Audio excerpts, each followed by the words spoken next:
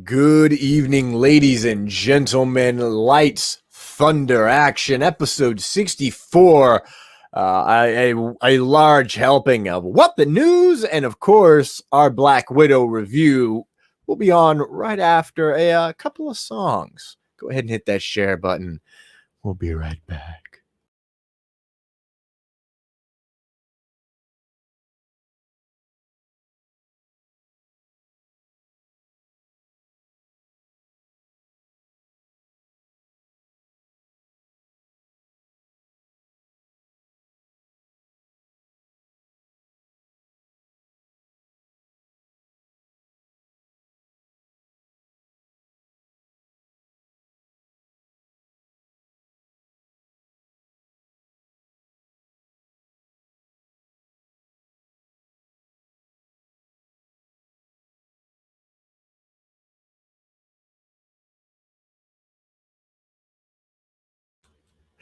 Technical difficulties. We'll be right out after these songs.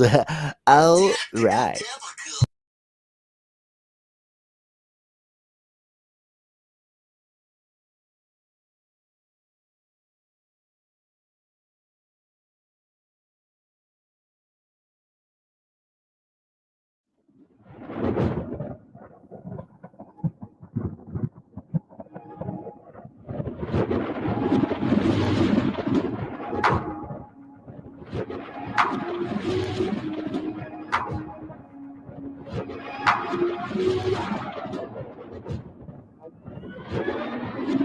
Busting through the door like I straight up on the place. Got a thunder bringing smiles, attitude, and love and grace. It's okay if you didn't know this happens to be my day. See, I'm a semi-demi nice dude, and I want you to embrace the love within. Follow him and he will guide you with this space. Lift your chin to their chagrin and he will lift your light through space. Now it begins. Check your sins and we will all achieve our fates. Beyond the veil we see the truth that eternal happiness awaits. Let it spin like atoms in our very DNA. Take comfort in creation and write your very own screenplay. Oh, that song, nothing is wrong when you are living your own fate. With your light, interpret consciousness every single day. Suns explode, gassy roads, and ushers all planets on stage. It's the code, matrix mode, as the cycles in the plague. Don't you go or even know what it is like to be outraged. Don't outgrow lessons bestowed from the wizard. Is so sage, read what you sow. You're not old. Anything of karma's flames, forgive the old transgressions and sins of enemies, past games. Then behold the love the Creator has placed within your veins. Pump it out, there is no doubt that in the end love reigns. Father? Hello, my children. Have we been good? You've done exactly as you were meant to. But do not forget to share your love with everyone else. Why? Because to hold on to it and not spread it among the people defeats the very purpose of life itself. Planets spin like atoms in our very DNA. Take comfort in creation and write your very own screenplay. Oh, that song, nothing is wrong when you are living your own fate. With your light, interpret consciousness every single day. Lightning bolt, water rolls, DNA is formed this way. Hyper jolt, boosting life into a constant state of change. Time rolls on, evolve my son, and keep your heart open today. Together we can end the hate that plagues humanity. We overcome what's been done as we evolve with each new life. Our souls hum and vibrate, teaching us with reincarnate strife, and love blossoms and our hearts strum in sync with our husband or wife. And when that love is sours, we close our hearts because that pain is rife. Open up, get out, don't rot, and search for positive sides bright. Don't be numb when humans march to corruptions, lies, and fight. Let it go, meditate, yo. Find the peace and not the spite. To break the wheel of karma, you must forgive and love your life.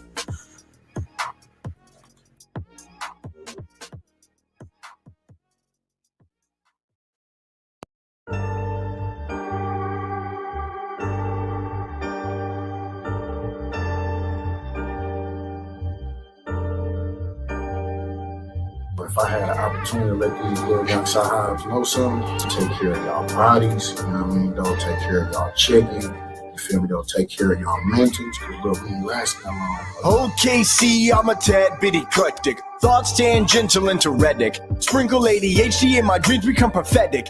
Deaths and overdoses, suicides and wedding dresses. A curse that devolves and messes her a gift that truly blesses. Visions of a future of successes. Yet me and these ladies are impressed with. Girls be thinking I'm obsessive or I'm thirsty. How do I tell them I feel unworthy? They say the grass is always greener on the other side, but you never see it till you die. So why the hell do I try? I feel like everything I do is wrong, and that is why I spend my time trying to ride. Why my life is like a lie. They say the grass is always greener on the other side, but you never see it till you die. So why the hell do I try? I feel like everything I do is wrong, and that is why I spend my time trying to ride. Why my life is like a lie. I can write, direct, and act. Can even rhyme and rap. Humble and don't see it as a big deal. Why is that? Well, I was used, abused, beaten, battered, made this set and played by myself. Yeah, it's whack. See, I grew up lonely and sad. Got angry like my dad. Spit venom like my mom and grew to hate myself along the way. And never learned the social skills to play in the world, but shit was just a fad. I finally gotten full mad. They say the grass is always greener on the other side, but you never see it till you die. So why the hell do I try? I feel like everything I do is wrong, and that is why I spend my time trying to ride. Why my life is like a lie. They say the grass is always greener on the other side, but you never see it till you die. So why the hell do I try? I feel like everything I do is wrong, and that is why I spend my time trying to ride. Why my life is like a lie. Imposter syndrome makes me mope. Tell them. My emotions are a kaleidoscope. Winter words does that make me feel worthy yet? Nope. Therapy has taught me how to cope. Damn. I've learned it can't be done by smoking dope. Or getting blackout drunk like a trope.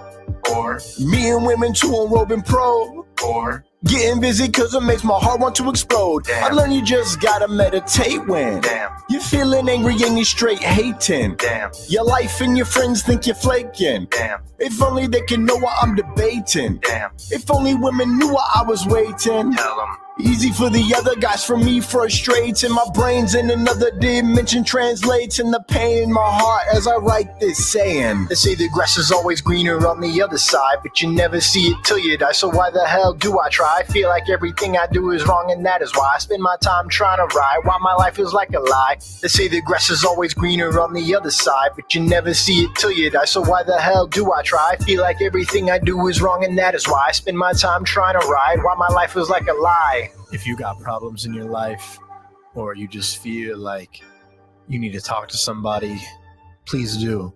It's important to take care of our mental health, because otherwise, we're crazy like the rest of the world. I hope you find peace and love.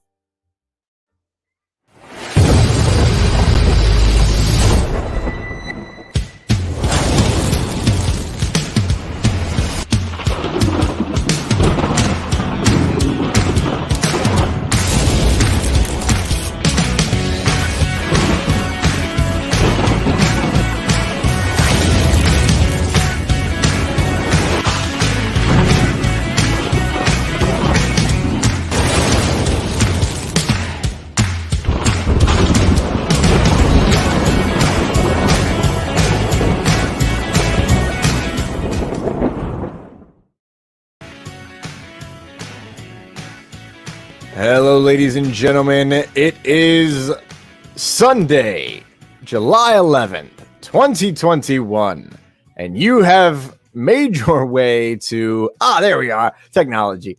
And welcome to episode 64 of Lights, Thunder, Action, where every week two Thunder Buddies discuss all things Marvel, Star Wars, DC, and the latest happenings in the entertainment industry. I'm Thomas Carter Rochester. I'm David Thompson, and today we've got a big show for you guys. It's a big show. One of a kind for us here at LightsThunderAction, because this is our first time me and Thomas are able to discuss a MCU movie and review it, get into the full spoilers of that. Of course, Black Widow. Clap it up. It's been like 750 some odd days since Spider-Man Far From Home. We have Scarlett Johansson's Black Widow to discuss. Before we get in the latter half of today's episode, it will be a full open discussion, spoiler review of Black Widow. So if you've seen Black Widow, please stick around, join us for that. We will be throwing up some questions. We want to hear all of your thoughts. It'll be a casual open discussion on the latest MCU movie. Quickly, I want to address something in the comments. Matt Rimke from the Direct Podcast says, friend of the show, one word of slander towards Florence and we fight. Have a great show, boys. Thank you, Matt. I know for me, there will be the opposite of slander happening towards Yelena and Florence Pugh in that movie. Just a little tease for my review. She was the best of Black the Widow. entire movie. If you want to check out our spoiler-free thoughts, go on our Twitter, LTA Podcasting on Twitter, as I just said. Me and Thomas put up little videos discussing kind of our initial spoiler-free thoughts right after the theater. That was a fun little thing we did. Maybe we'll keep that up if you guys like it. But yeah, before we get to any of that, we've got a ton of news to discuss as well, including some Black Widow box office news, which I have been keeping my eye on all week. Thomas, what do you have for me? Every week we're live streaming directly into your homes and phones via Facebook, Twitch, Twitter, and YouTube. You can find our links at Linktree.com/LightsThunderAction. All one word, no hyphens, no spaces. You'll find we stream to our Facebook, Twitch, and Twitter. And then, of course, the HWWS WebTV family, always carrying us on the network. We're on their Facebook, Twitch, Twitter, and exclusively on YouTube. We do our live shows exclusively on YouTube with them. So hell yes. But if you don't want to look at our ugly mugs, which totes my goats, I understand. I wish I couldn't look at mirrors sometimes too and be like, same guy, bummer. David, where can everyone listen to our beautiful voices? Yeah, you guys can find our audio podcast on Apple Podcasts, Google Podcasts, Spotify, our hosting site Spreaker, along with a bevy of other podcast platforms. Please let us know wherever you get your podcasts. If you can't find us, LightsThunderAction, let us know and we will get on there. Going for a jog, driving your car, check out our audio podcast, our full catalog of shows, interviews, Loki specials, which end this, or I guess this week technically. Yeah. Wow, that's crazy. We're doing it on a Sunday. It's like we're in a little it's like we're in the middle here, but yeah, wow. Matt and Liam were just talking about doing 3 shows, like dropping 3 shows in the last week. Yeah. Thursday to Thursday, you and I will be doing 3 shows in a week. Oh, that's crazy. So, yeah. Just like a weird, like... it's how the cookie crumbles. I hate that phrase so much. David, you been watching anything, bro? How you doing? Bit. You're looking beautiful.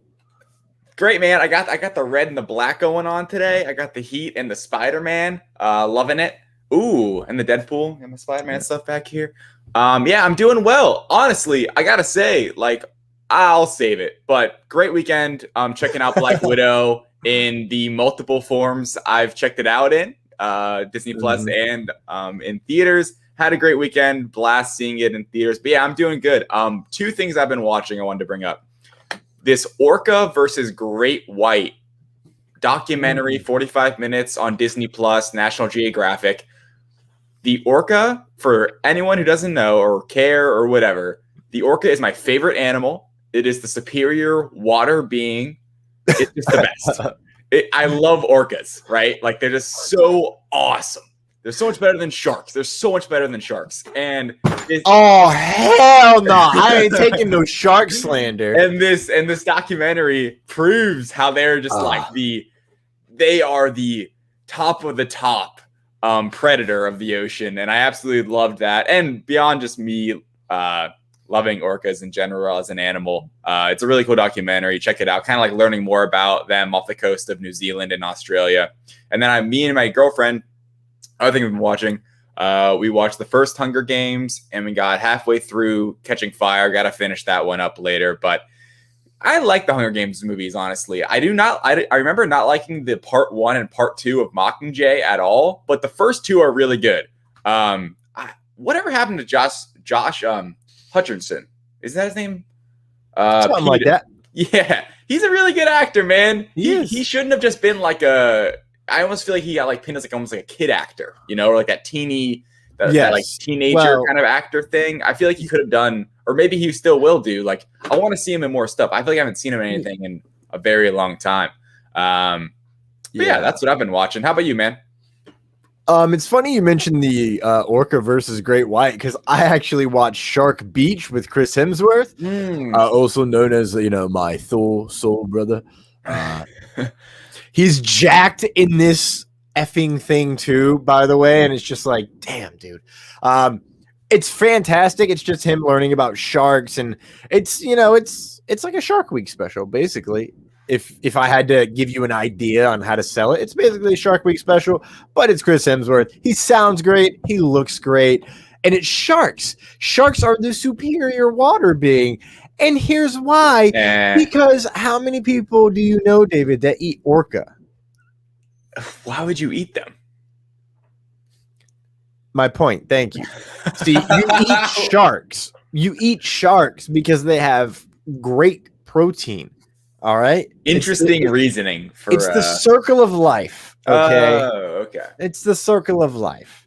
Gotcha. Orca, what are they contributing to society? Looking at also, I will say, and beauty. I will say it's probably like sharks number 1, orcas number 2, and then down in like the negatives after extinct species and air and Satan. It's probably like mammal dolphins. They're the biggest dickheads in the water, dude. They're just orcas are technically dolphins, apparently. Yeah, which is why they're such f***ing assholes, man. Back to the plot. NFL Live, because I love football. Season's approaching, sort of. We're getting so close. I can smell it Less in than the 3 air. weeks out from training camp, I believe. I know, dude. Can you smell it in the air, David? Like when you go outside? I can smell the freshly cut grass. Football season. There's nothing like 99% humidity and fresh cut grass at 7 a.m. every day.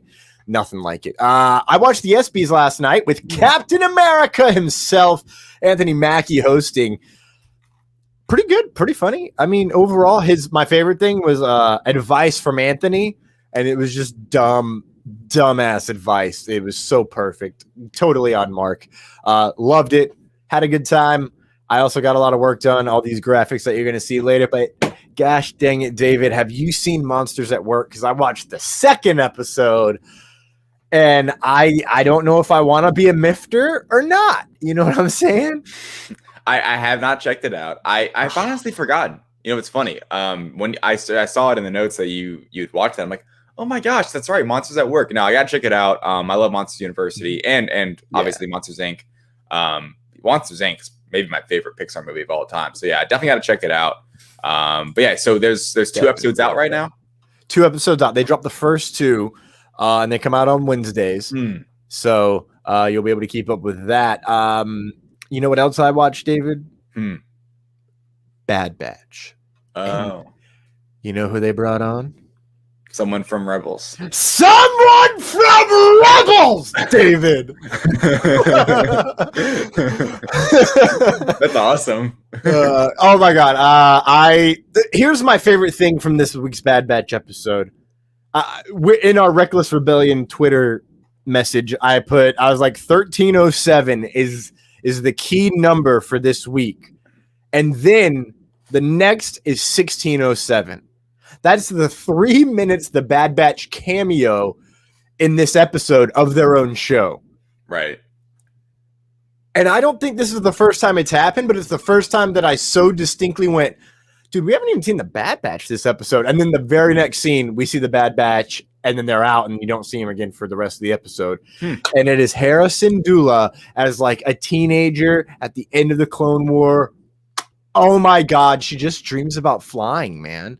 And then she gets sucked in, and then Kanan gets killed, and then she gets all sad. It's not fair, but then she has a son because David. I could literally be lying, and David would have no idea. Like that's my favorite part. It's my favorite part about this entire thing is I could just lie to you about so much shit in Star Wars, and you'd be like, "Yeah, it's true. It's true." But I can't do that. I'm a purist when it comes to telling the truth on the camera. How many episodes are they into Bad Batch now?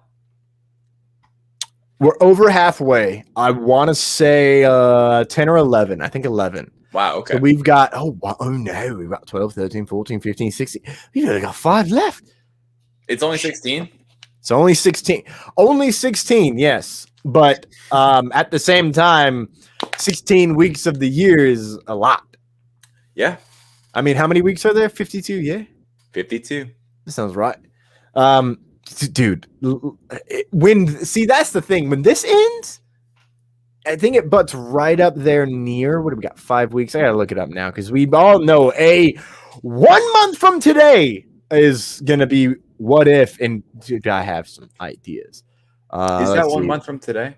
Oh wow, yeah, today is the 11th. Holy crap. Oh, Terry McIver in the comics says that it was episode 11. Episode 11. So Bad Batch will end Friday, August 13th, and What If starts Wednesday, August 11th. Wow. Perfect animation crossover. When does Visions come out? September? Yes, September 22nd, because it gives me hope for my birthday. Yeah. All right. Come bring it in full circle. All right. Bringing it full circle. The circle of life. That was shit.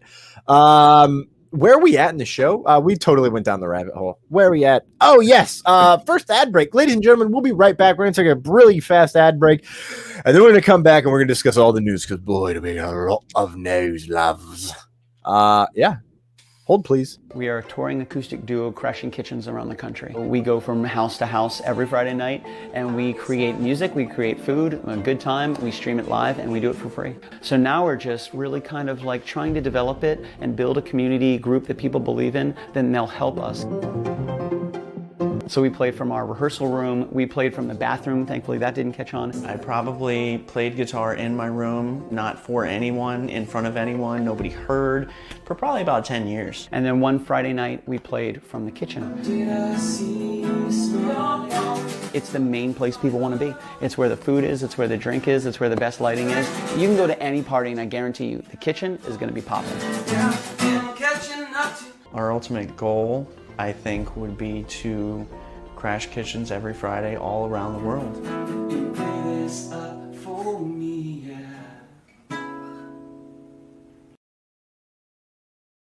Hello, I'm Thor, son of Dale, here to tell you about the Life of Thor Productions official shop. The only place where you can get your official merchandise for the LightsThunderAction podcast and Life of Thor's Thor Watches series. Whether you want t-shirts, tanks, hoodies, mugs, and masks, Life of Thor Productions' official shop has you covered. If you happen to recognize there's an item that you would like to buy that is not in the official shop, head over to the LightsThunderAction podcast or Life of Thor and request that item, because if you want it, we'll sell it. Just head to lotproductions.threadless.com/collections to get the item that calls out to you via the Force. Again, that is lotproductions.threadless.com/collections. Thank you, and have a fantastic day. David, honestly, watching that, it's been so long since I play that. I always forget to play it. It's our own shop, and I always forget to play that ad. But I'm watching that, and all I can think is, holy shit, my beard is huge. in the video, right? Yeah. In the video. I'm a little jelly. I thought the same thing, actually. You just watching, your beard, it definitely looks different. Yeah, that's it. It's longer. Yeah, dude. I've been keeping it pretty clean cut, man. Look at me trying to look mildly approachable. I guess. Yeah, but we're back, David. I forgot to mention before the break. I've gotten to a point where I just work and then I throw on something on TV. So I've watched Rise of Skywalker. I've watched Spider-Man Far From Home before bed 2 nights, and one night I couldn't sleep, so I finished it because it's great. It's a top 5 MCU film, as David found out earlier. And then I watched Rogue One, and son of a bitch, if Rogue One isn't so good, man. Oh, Rogue One's so good. So good. And it just makes me question why you don't want to watch Rebels, because they are very tied in. And you learn about a little bit more of it's a little, it's made for kids, so it's not like you're not shooting a guy in the back kind of stuff. However, there's lots of backstabbing. But enough of that. I could go on literally for an entire lifetime on Star Wars. But it's now time for this beautiful journalist to my right to enlighten us with new information from across the multiverse. David Thompson works for thedirect.com and the disinsider.com. You see him here every week, and that is why it's everyone's favorite segment. What, the news? Oh, what the news indeed. This is one I've been very, very excited to talk about, the Black Widow box office report. And I'll tell you, man, this morning I wake up, I'm ready. I'm ready to write this article for TheDirect.com talking about the box office. I wrote a predictions article. I wrote the Thursday night preview article for it. I've kind of been leading the way with this whole box office coverage of Black Widow just because I love the box office, as you all know who watch this show. It's one of my favorite things to discuss. And as a surprise, all of a sudden, I'm getting messages from my boss at The Direct that Disney releases this press release laying out how much the movie made domestically, internationally, in theaters and on Disney Plus. And this is the first time with the Premier Access movie, I guess, that there was Raya the Last Dragon and there was Cruella. They did not announce the numbers for either of those officially, right? Like there's some sites that predict and take polls and kind of like analyze what they think it made, but they officially said it. So I'm going to read straight from my article here. The Walt Disney Company announced it's in an official release. Yeah, an official release. Black Widow made $215 million worldwide at the box office and through Disney Plus via the $30 Premier Access. The Scarlett Johansson-led film made $80 million at the domestic box office and $20 million in the US and Canada via Premier Access. So domestically, it made $100 million combined between the box office and Disney Plus. This is new information for anyone with these Disney Plus numbers. We're in both of those categories. We are exactly. We are. We gotta love covering this stuff. What a tax write-off. Internationally, Marvel Studios' latest flick made $78 million at the box office and over $60 million via Premier Access. This is the largest opening weekend since 2019 Star Wars: The Rise of Skywalker, and Black Widow generated $10 million more than the opening weekend box office holder, previous 2020 leader F9 that just came out a few weeks ago. The superior blockbuster franchise has come forth again. Totally. And I loved F9, but yeah, it's no Marvel. I will say I had predicted personally in my predictions that it would make $95 million at the domestic box office. It came up short of that, and that was maybe a lofty goal. It was. And I don't know. It was hard to read with all this Disney Plus stuff, and it seems like Disney Plus was very successful. $20 million, that's nothing to sniff at, right? That's a lot of money, especially when you consider. Yeah. I mean, $30 per access, I suppose. And here's the thing. A couple things I want to point out. I wrote another article. We're not going to talk about this exactly, but in China, Black Widow has not opened up in that country. And that is normally a very crucial, critical region for the box office globally, internationally. It's the US and it's China that make the most money when it comes to these big blockbusters like Fast and Furious, which is done great in China, and Marvel, like Black Widow, in theory, would do well. So when you think about the international box office, it only brought in $78 million. That's not incredible. And I wish I'd done the math, actually. I'm not sure beyond with just box office wise, what did it make? It made about $158 million worldwide, which isn't amazing, but here's the thing. This is a new time. This is a new way of taking in this film with the Disney Plus aspect. Because a lot of people, even if they have the option of going out to a theater, maybe prefer to sit down and watch it at home.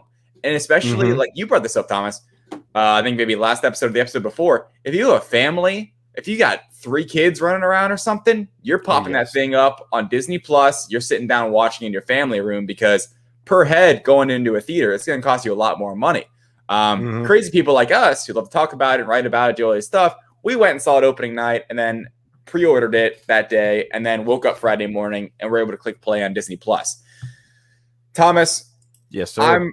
I'm going on about this. What do you think of the performance? What do you think about the Disney Plus theater kind of balancing act they're doing right now. What are your thoughts on Black Widow's opening weekend performance? I am very intrigued by their decision to show how much money was made. It makes me think that Raya, Cruella, as great as they were, as laureled as they are, was not making anything near that much money. Yeah. In the domestic box office, just $20 million hairs. That is the number 666,666 and 2/3 accounts at $30 is about how many US and Canadian accounts bought it on Disney Plus. Right. You triple that number for the international. And here's something that, I'm a numbers guy, kind of like you, but you've already done all the hard work here. So thank you for giving me simple math. Okay. It made as much on Disney Plus Premier Access. We're going to lump that into its own category as it did at the domestic box office in the United States. Yep. It did more on Disney Plus Premier Access than it did at the international box office. And again, China notwithstanding. Also in China, you cannot access it on Disney Plus. Just throwing that out there as well. Yes, very important. It's a mixed bag. Internationally, it's hard right now, especially with COVID, because countries all over the world are at different states when it comes to the pandemic, and just when the movie releases, and also additionally, it's so confusing where Disney Plus is even available. So it's a layered jigsaw puzzle we're working with right here, but it's kind of very broad strokes. And I didn't know this information when you sent that Twitter poll, so I voted entirely off of what I want, which is I want it to be just in the theaters. Yeah. And that's so I really don't, because look what I did. I did exactly what I said I was going to do a year ago when we started this and we started debating, will it, like, if it does a hybrid, blah, blah, blah. I was like, I'm going to watch it in the theater the first time, and then I'm probably going to go home and buy it that night. It's exactly what I did. I called my shot, the Big Bambino, the Big Thorbino. That's it right there. I'm trademarking that one. The Big Thorbino does it again. Nostradamus back. I love it, dude. I love that. And now I really am wondering, maybe not every film will get this.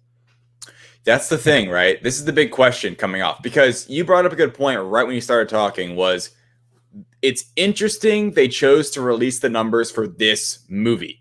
Part of it, people may speculate, is because that's showing, I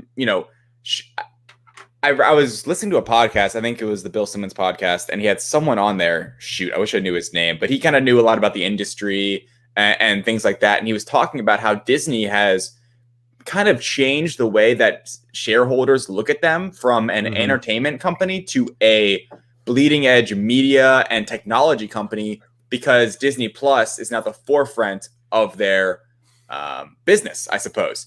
And the fact that this made $20 million in the United States and it still performed well at the box office, like, to me, my gut reaction was, wow, this could be the new standard. But, Bob Chapek, the new CEO and president of Disney, just a couple months ago, talking about Shang-Chi, they're reducing the exclusive theatrical release to 45 days, which used to be around 90. So that's being cut in half. And that's the big change. But he said it'll only be in theaters, for those 45 days. It will not have a Premier Access alternative. And I'm going back and forth, because here's the thing, right? Me personally, I will always go to the theater on opening night to see one of these movies every single time. But waking up Friday and having it on my laptop was, and it's been all weekend, a phenomenal experience. One scene of Alexi, I won't spoil yet. A scene of the Red Guardian making a joke. I can just go flip to that real quick and watch it and laugh. Yeah. But you know what I mean? It's wonderful. And the one issue, and Matt Rimke, who was in the comments earlier, friend of the show, we were kind of discussing this. It was a direct podcast against me earlier today. Liam was involved. And shout out to those guys. I like the way you phrase that. It's the direct podcast versus me. Yeah, it was. And Matt was saying the theaters won't survive if Disney makes this the press. If Disney makes this the standard. And I see his argument, because maybe more and more people as this becomes a standard would buy it. But $30 is a high price, I think. Like it is a premium price to be able to just watch a movie. So I don't know. I think I'm okay with it just staying in theaters, of course, because that's the thing. I never want to lose the theaters, right? But I also loved the user experience, the consumer experience of having it at my disposal. Even though I spend like $20 a month on Regal Unlimited, and then I spent $30 a premium to have it day one right then. And everyone's different, and we're, their decision's not going to be about you or me, Thomas, who are just feeding them money, right? They're going to be about the general consumers. What do they think? And Klein Felt of the Direct.com, who was a friend of the show, just on it last week, he mentioned like, hey, you give people the choice, right? And I tend to maybe agree with that. Like, screw it.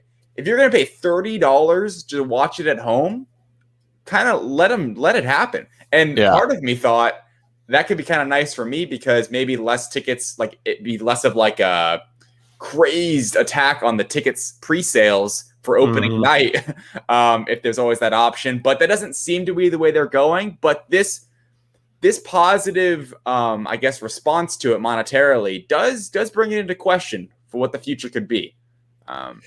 Yes, and there's one thing we should really think about as well, David. Mm-hmm.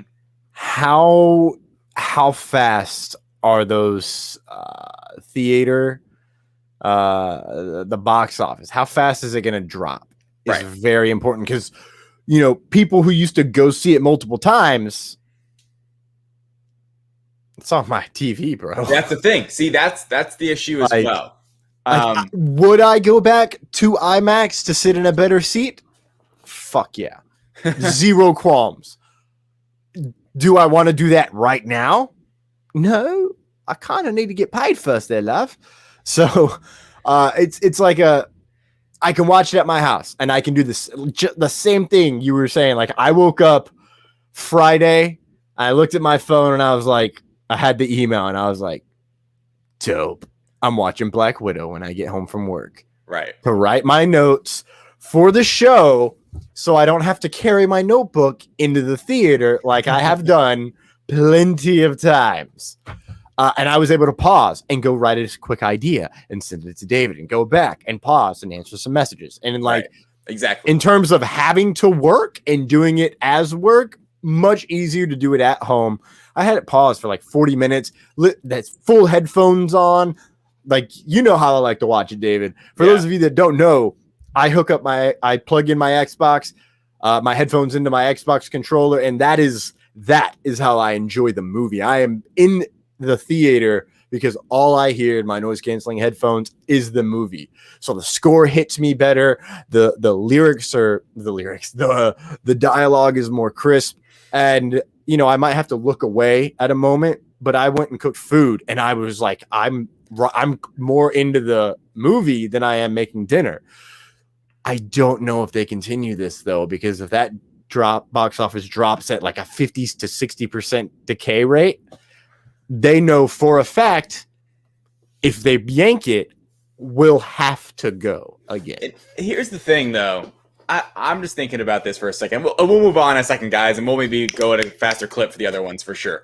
Before we get to the review later. We'll see what happens. We'll see. It's still early. Here's the thing. The 45-day window, when you compare that to what Disney Plus, the Disney Plus day and date release is doing, because Black Widow, for instance, it is a 90-day theatrical window, but it's also on Disney Plus. Shang-Chi is a 45-day exclusive theatrical window, and we don't know what the movie's going to do after 45 days. If it'll go on Disney Plus for a premium, if it'll go to VOD, it's unclear. My thing is, with the format right now for Black Widow, it's hurting the opening weekend box office a bit. You know, right? It literally took 20% of what could have been maybe the earnings theoretically of the box office, and was on Disney Plus. This is loose math, but 20% of the people basically stayed home and watched it. That's not exact, but let's just go with that. Yeah.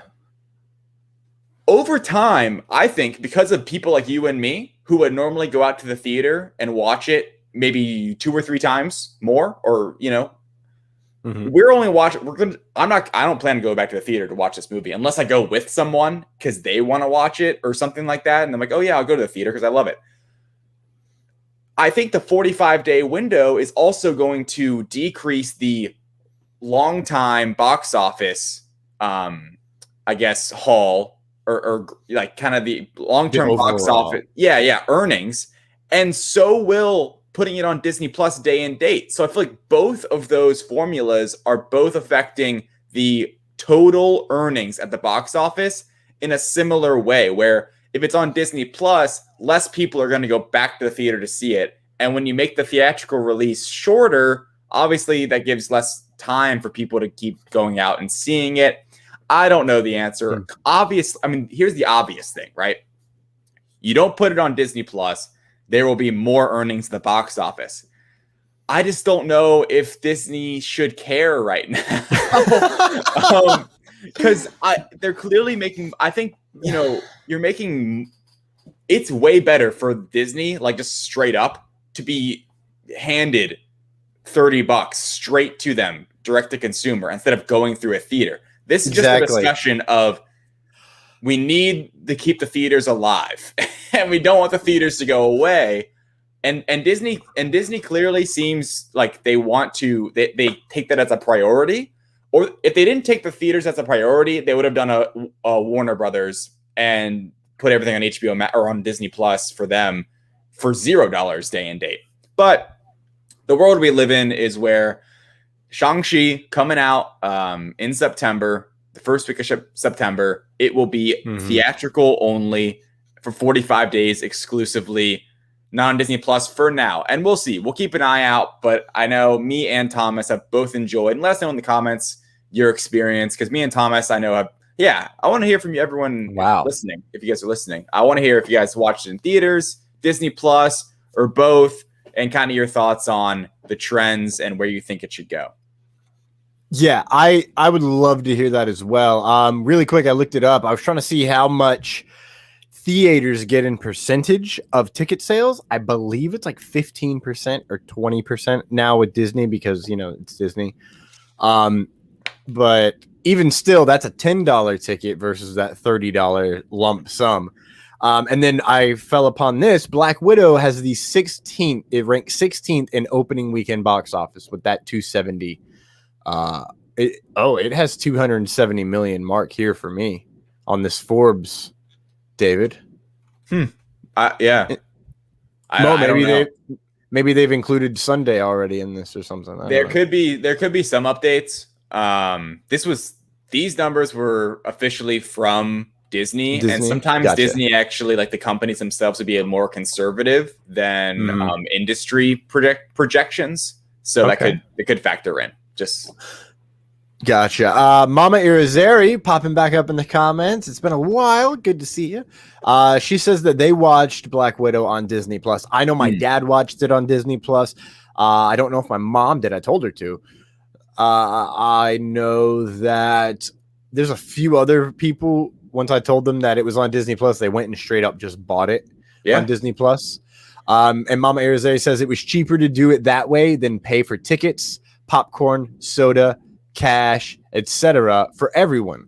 Plus, we can watch it again and again whenever we want, which, again, same point, you know? It's true, man. Times are changing. The exact opposite of what I want to happen is the theaters to die, because I'm not a Disney Plus guy. I would never watch it first time in Disney Plus personally, because I love the theater.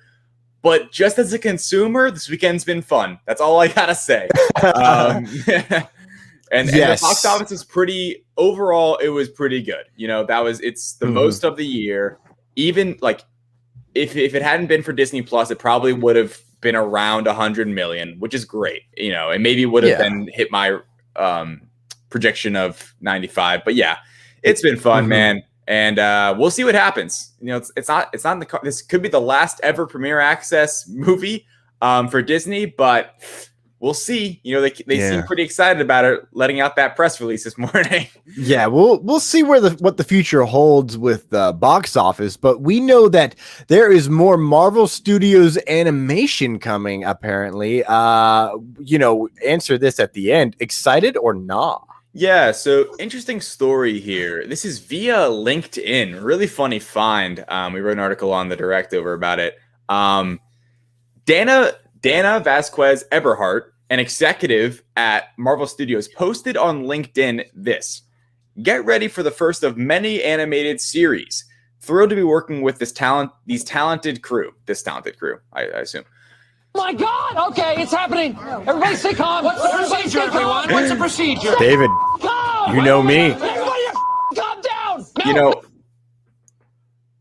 what were you gonna say? You know me, dude. I love animation so much. I mean, cartoons are like, you know, like especially something in a topic I love, Avengers cartoons. I'll watch them all. I literally don't give a shit. I love them. And then the same with Star Wars. I don't give a shit. I will watch them all. I haven't gone back to watch like Ewoks and stuff yet. Those things, just because I'm like, I'll get there. But are you excited?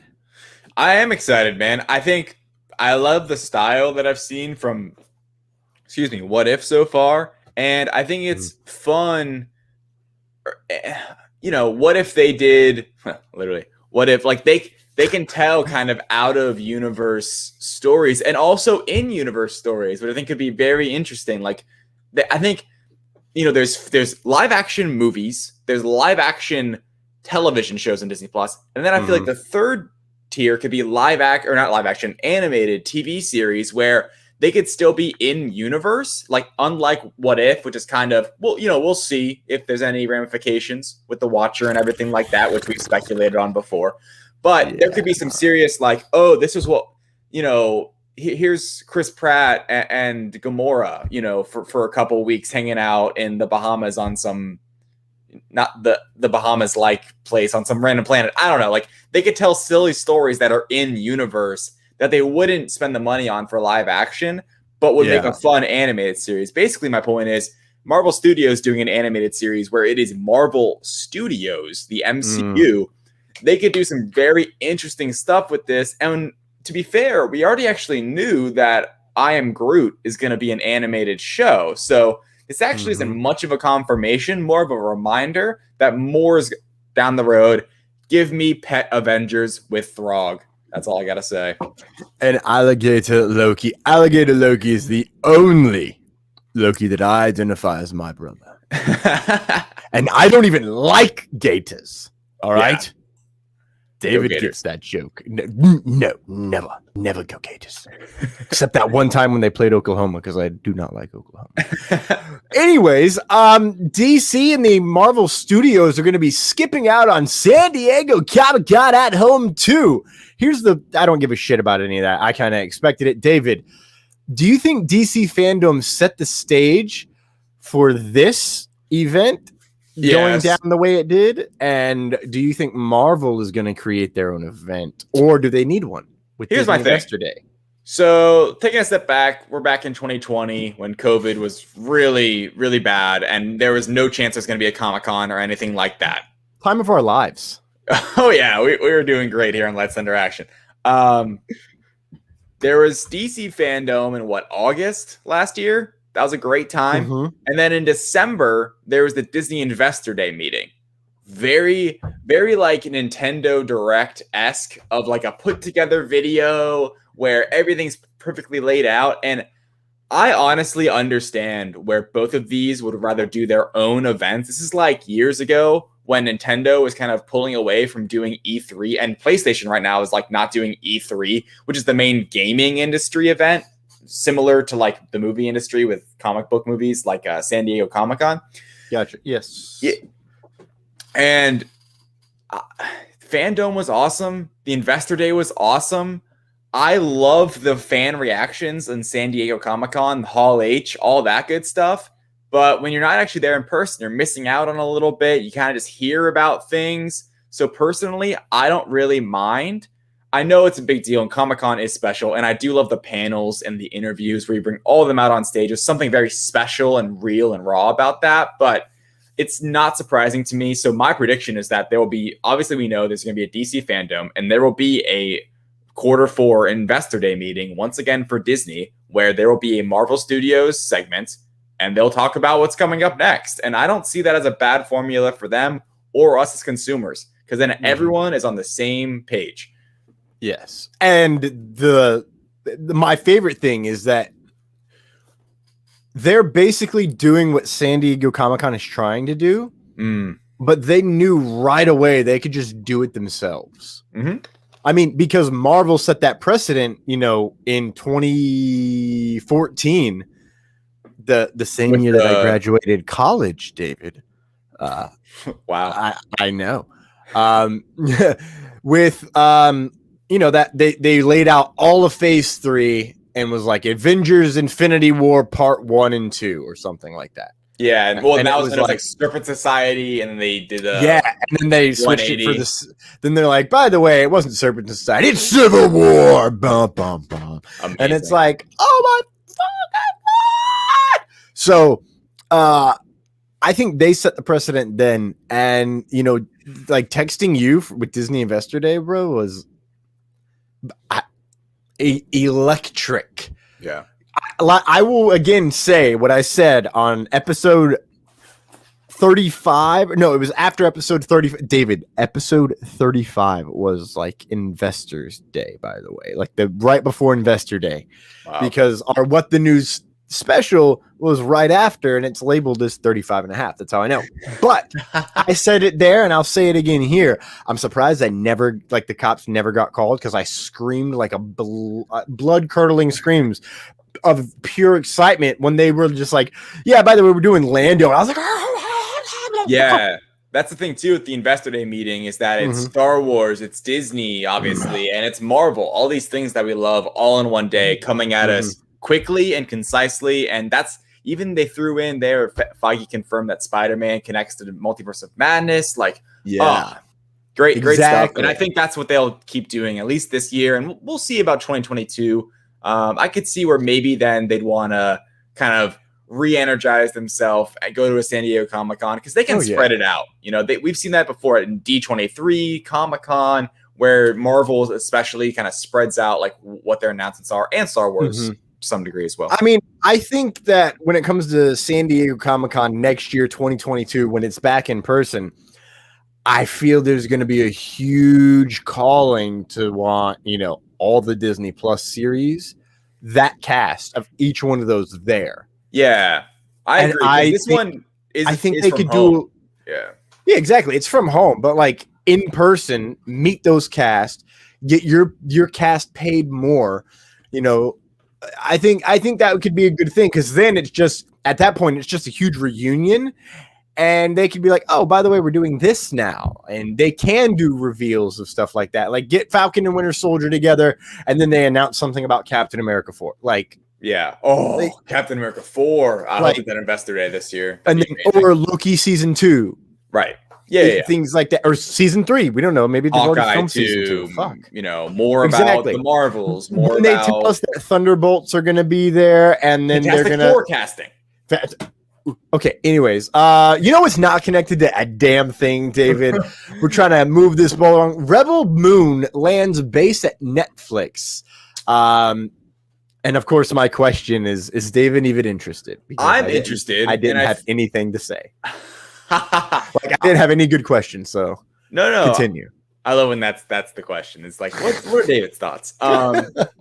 No, I'm interested. It's really funny. It's this Rebel Moon Netflix movie Film. by the one and only Zack Snyder, is basically apparently a kind of reimagining of his Star Wars pitch, which that's what makes me interested, right? And I think that's what makes other people interested. The fact that it is his initial Star Wars pitch and he's kind of retooling it as this brand new story. apparently, Netflix and Zack Snyder have a good marriage there. They like working together, and yeah, I'm interested. We'll see. I'm curious to see who stars in it, kind of the budget for it, because if the budget's not there, Dave Bautista. You think he'll be back with Zack Snyder? Maybe. I'd like to see it. I could see it too. Yeah, good instincts. Because I mean, listen, I want to be in Rebel Moon. All right, I love Star Wars. Yeah, so much that I will do anything related to space. Will it have an opening crawl? I hope not. Actually. That'd be so bad. I hope it's not like a ripoff. It's like a parody.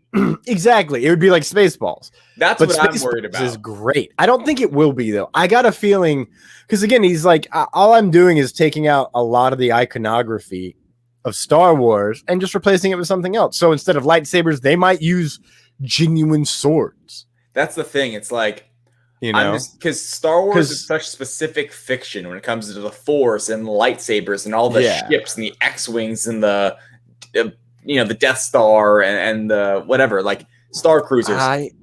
I feel like he probably I'm just curious if it'll rub off or look like a Star Wars ripoff, or it'll just feel like its own unique sci-fi movie that could have worked as a Star Wars film. We'll see, man. We'll see. I don't think they'll.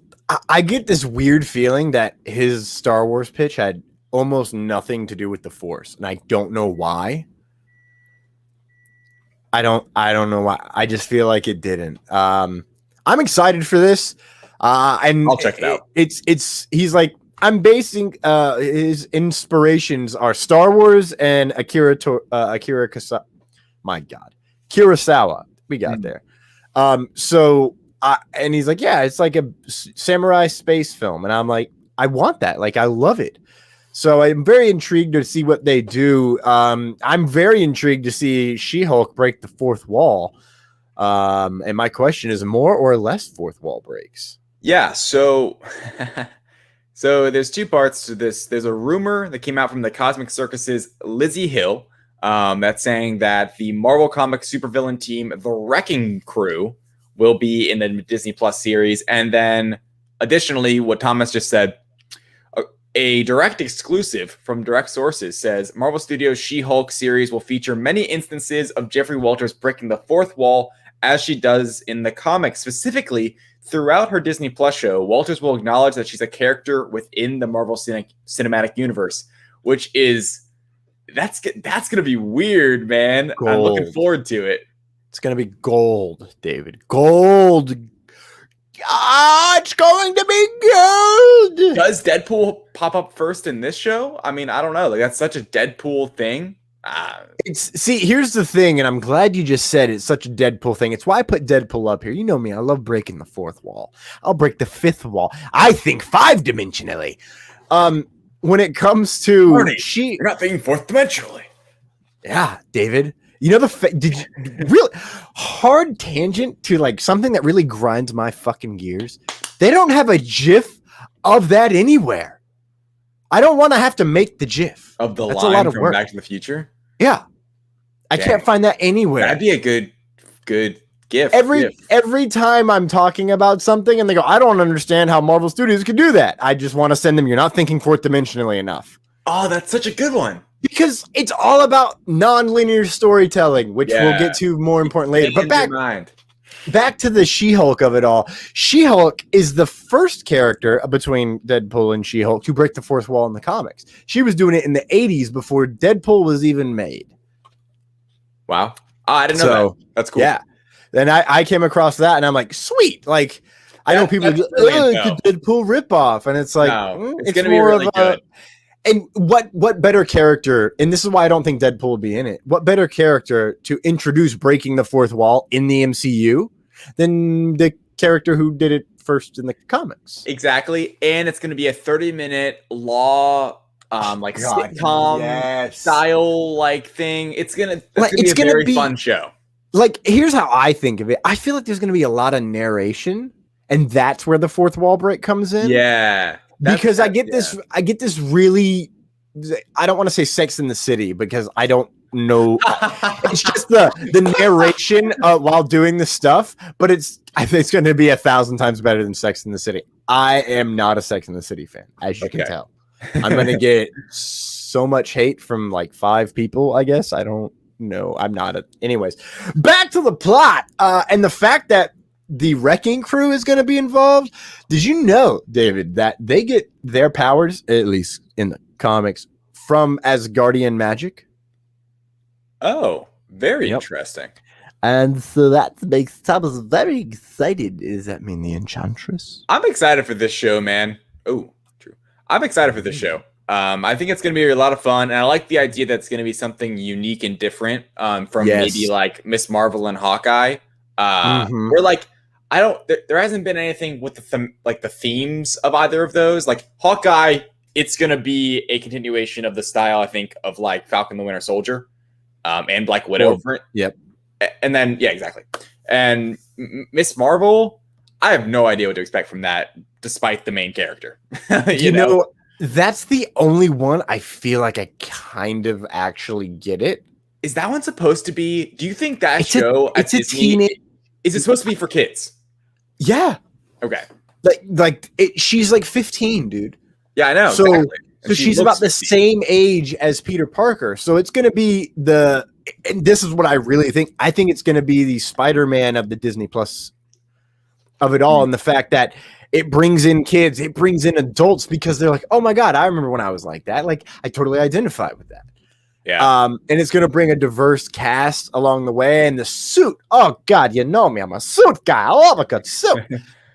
Chef's kiss, brilliant of a suit. We baby. won't see that till the last episode too. You already know it. Oh hell yeah! Shows. And I call it, and that's why I'm like Enchantress. Are we going to get an Enchantress costume on Wednesday with Loki? I hope so. She's already got the circles on her van braces. I tweeted about it because I lose my fucking mind over it. I literally cannot wait for the Enchantress to be canon, and I'm getting worried now. Like the more I sit and linger, I get a feeling that she's gonna twist at the end because that is such an Enchantress move. Got one more episode to find out. One more episode. We got off track from She-Hulk, but let's get on to easily like a top. You just asked this the other day, David, and it was in the Reckless Rebellion top 3 shows. Or maybe it wasn't you, but it was like Kenobi, Ahsoka, and Lando. And I'm mad I didn't put Acolyte in that. I would remove Lando, and I'd probably put Acolyte at number 2, maybe number 1. And David is about to tell you why, because the Acolyte showrunner has revealed some inspirations. Yeah, so writer Leslie Headland, she had a recent interview. I don't know with who, I'm sorry, but these quotes are very interesting as it comes to when this show takes place and how it relates to the Phantom Menace, episode 1 of Star Wars. I'm going to read the whole thing. I was thinking about not reading the whole thing, but I'm reading through it. I'm going to read the whole thing. I kind of wondered, but what happened to the lead up to this? She's speaking about the Phantom Menace. That's kind of where my Star Wars fan brain went, was like, how did we get here? And why are the Jedi like this? When they are in power, why are they acting this way? And how is it that they're having the reaction that they would with Anakin's presence and what Qui-Gon is saying about how passionately he feels about training him and bringing him into the fold? It's a lot of interesting questions where I think about like the fiction. This is me talking. The fiction of Phantom Menace, where it actually is to me so interesting with just like, what are the Jedi doing? Like, why are they like this? What's Qui-Gon's deal with Anakin? Back to the quote. It's like even the discovery of Darth Maul is kind of met with this, interesting kind of feeling. So I just think for me, my brain has always buzzed around that idea and wondered what's going on here or what has been going on here. And that to me is very exciting, and I think could lead to maybe a Palpatine like introduction, or maybe even Maul in this. I don't know. It's hard to say, but my expectations are high, and this show I think is going to be very good. Yes. I I was trying to find in the article where it says it was with an interview with The Wrap. I don't remember, David. Did I put a second article in here? Is there a second one here? Yes, there is. I am sorry. You are good because I paraphrase these quotes. You're good. I want to say something really quick because you were like, oh, like maybe it'll introduce Palpatine. I just came across an article that apparently, spoiler alert, potentially, Darth Revan is supposed to show up That would be crazy. in the Acolyte as like in a hologram, which a Sith holocron would be brilliant during this series. And it's apparently going to lead to his eventual, like his own Disney Plus series. And if yes, please, yes, that's that. I would like that. I would like to see that happen a lot. Yeah, a man. lot. This is gonna be fun. And one other thing, she was talking about how Mando could possibly what was it? Basically like how it could relate to Mando. Not really relate, but how, you know, these live action series. So people who watch the animated series got big payoffs, you know, and that's probably a tease maybe for this show where it's like, that could be kind of similar, where if you've seen all of Star Wars and are really into it, like Thomas, you could have bigger payoffs than some other people. And also the fact that anyone could watch Mando, and she congratulates Favreau for making a show where like I think she mentions like her mother, who doesn't know Star Wars much, can just sit down and watch Mandalorian. And that's so true about Mandalorian. I remember sitting down watching it with me, who's like a Star Wars fan, loves Star Wars, isn't that into the animated stuff. My girlfriend's brother, who loves Star Wars and is super into the animated stuff and loves like Star Wars is like I love Marvel more than Star Wars personally. He loves Star Wars more, and that's like kind of his thing. Like he thinks like he likes Marvel. And then my girlfriend's dad and his dad all watching it together. And he, you know, and my girlfriend's dad likes Star Wars, love Mandalorian, but isn't like all into the zeitgeist of it all, like all of us are. And we all sat there and enjoyed it probably equally with Grogu and everything else. So it's funny. And she's exactly right about Mando, where that show really, like, anyone could sit down and enjoy it for what it is on so many different levels. And I hope if the Acolyte succeeds in that, then you're making a great show. I absolutely agree. And another great show coming up that we just learned some important information about: the directors. Some directors are returning to Book of Boba Fett. David, who's coming back? So Tamora Morrison, obviously the Boba Fett actor who's been working on this show now for a while, confirmed that Robert Rodriguez, Jon Favreau, Bryce Dallas Howard, and Dave Filoni will all did direct episodes of the Book of Boba Fett. Obviously, those 4 directors all worked on The Mandalorian, and this just proves to me that this universe they're connecting, this kind of Mandoverse, they've got their fingers on all of it, especially Favreau and Filoni. It's going to feel, to me, this just shows it's going to feel very much the same. And I love The Mandalorian. So the fact that they're trying to keep kind of the team together for the most part and kind of have some repeating directors, and it's Deborah Chow who is doing Obi-Wan Kenobi. Yes, exactly. So they found their talented directors. They keep repeating, and I think it'll work. It does. To answer your question, it does make me more excited for it. Yes. Oh yes, same. And if I'm remembering right, I kind of remember them saying there was only going to be like 4 episodes or something. I remember I remember a weirdly small number of episodes being mentioned. I think it might be. I actually have no idea. I think it might be less than 8 because that's what Mandalorian was. And that's what I was hearing too. Like maybe it's 6. You know, maybe they'll go with the Marvel route and be like, oh, maybe 6 is good enough. I could see it being 6. Very excited for this Book of Boba Fett. Give Filoni more stuff. He's in all the timelines. David, the fans of Zack Snyder are going to do a fan-made Justice League 2 motion comic, and important note that I did not fit in the description here, for charity. Yeah, for charity. It's based upon the original storyboards by Zack Snyder, Jim Lee, and Jeff Johns. Very interesting. It'll be called The Dreamscapes of Justice League, a motion comic. Yeah, I'll check it out. I mean, I'm not really sure, we'll see when it releases. I'm interested. I honestly, I would have preferred if Zack Snyder was given, if they could have made official comic books about it. That would have been very exciting for me, where it's like, whoa, we're actually getting the real story in comic book form. I would have loved that. This is cool though. It's the Lightcast podcast. We'll be producing it. So check that out. It should be pretty interesting. Thomas, what do you think? Are you going to check it out? I mean, yeah, I'm always down to check. It sounds dope. And I want to see, it sounds like it's going to be collecting the concept art done by Snyder, Jim Lee, and Jeff Johns.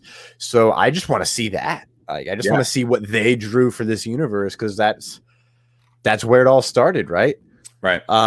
Speaking of starting, Suicide Squad is now going to start a little bit earlier, apparently, on August 5th, but theaters, HBO?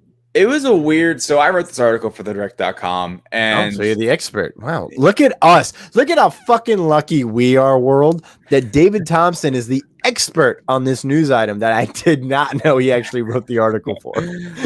Yeah, I did. And it was a confusing bit of news. We actually kind of paused for a second when working on it, because it's what is he saying? Because he announced in the tweet that, US fan or US consumers, audiences, you guys can check out the Suicide Squad on my birthday, August 5th, a day early, that evening. And it remains unknown if that means HBO Max or not. Because obviously, I mean, it's kind of a given that there's the Thursday night previews for any big blockbuster like this. I assumed on August 5th, I'd be able to book my Thursday night ticket to go see the Suicide Squad.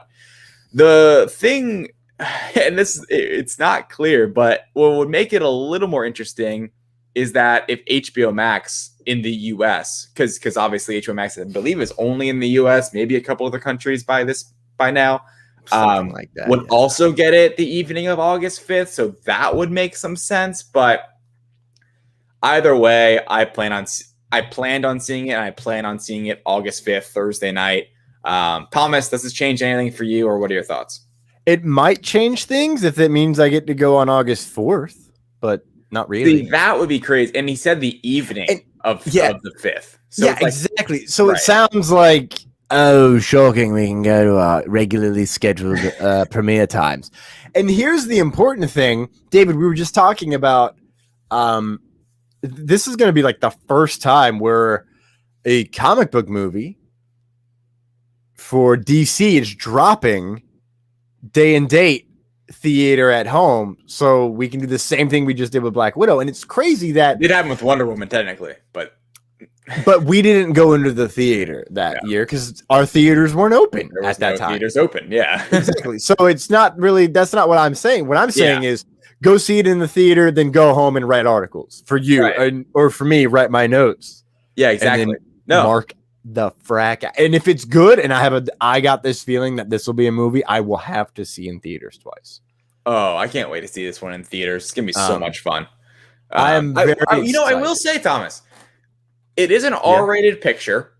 And maybe there is something with Thursday night previews, them not wanting to hold slap for an R-rated movie, but that I still think it'll be an IMAX or whatever, the premium screening is. That's what they do. When these new blockbuster movies comes out, they always put them in the premium theaters, wherever your theater is. I think it was always going to be open August 5th. If somehow this turns into it being open Wednesday, August 4th at 7 p.m., that'd be awesome. Fucking A. Yeah. You know what? I'm just going to say it. DC sounds smart now. Do we trust them?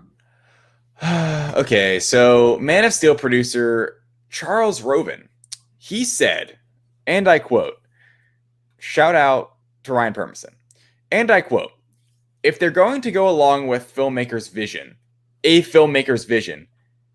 you have to allow for multiple visions. Oh my gosh. You can't have it any other way. Not everybody's going to think alike. So basically saying that if they want to put the creator forward and kind of give them their own vision and story, you have to do multiple of them. And I think later in the article, Thomas, he mentions the Flash and how there's going to be 2 Batmans. And how, like, hey, that, they're doing that. They're literally doing that in the DC universe, DCEU, whatever you want to call it these days.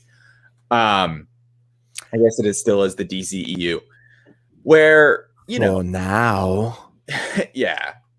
And that name, actually, it's taken on a different meaning over the years, but the DC extended universe, I like what that simply says and means, where it can mean a whole vast array of DC projects, an extended universe, all these different Supermen, Batmen, and things like that. Now, this should not, but it gives me slight hope that maybe Cavill will return as Superman, even though they are doing the J.J. Abrams produced Superman movie that's supposed to be a brand new kind of reboot of the character, kind of retelling of the story. Thomas, what are your thoughts on this? Do you think maybe this means we'll get 2 Supermen and kind of the future of DC? I mean, they would be, I've been saying this for a while, they'd be fucking stupid to think that people can't tell the difference between one Superman and another Superman. Like, moronic. I've been saying it for you. Kevin Smith has been saying it since the 90s. Like, why don't you just get people who really know this shit to come in and write these movies? Right. And now, like, fucking 30 years later, they're actually going to listen. Right. And being like, all right, well, you want to do this? We're going to listen to you and what you have to say. And we're not going to get as meddly in there because we let Joker do their thing. We let Shazam do their thing. And we didn't really meddle and look at how that turned out for us. I think they figured it out. But do I trust them? Absolutely not. I don't either. David, we got to go to an ad break. And ironically, I was going to message you the same exact thing. So that's awesome. That's awesome. I will play the first one and I will let you go and then we'll see. Ladies and gentlemen, this might be an extended bathroom break and an ad break. Let's just let's do it. J. Bauer Art has the graphic design skills you need to develop your next logo and at an affordable price. But he's not just a one-trick pony. Follow J. Bauer Art on social media to interact during live paintings and see all of his previous artwork, which you can buy exclusively at jbowerartshop.com. Not only is he an artist, this beautiful son of a blue brings you the Back Talk with Bauer podcast every week with unique guests. And every month he hosts a special Back Talk with Friends episode that can only be described as chaotic and hilarious. Need a video intro or commercial? J. Bauer Art has you covered. For all of this and more, follow J. Bauer Art on social media. That's JBAUERART. Check out jbowerart.com for a full portfolio and jbowerartshop.com to buy that special painting for you and your loved ones. Welcome, Glasscock Park, to this glorious day! Today is your lucky day. We got some great stuff. This is Glasscock Park. Marvelous! Thank you. Come on, let's go, let's go! I don't have all day, people! Now, it's time.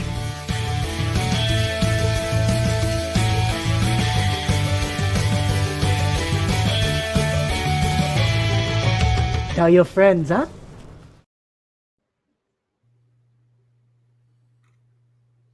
I'm GW Pomacher. I'm Dina Marie.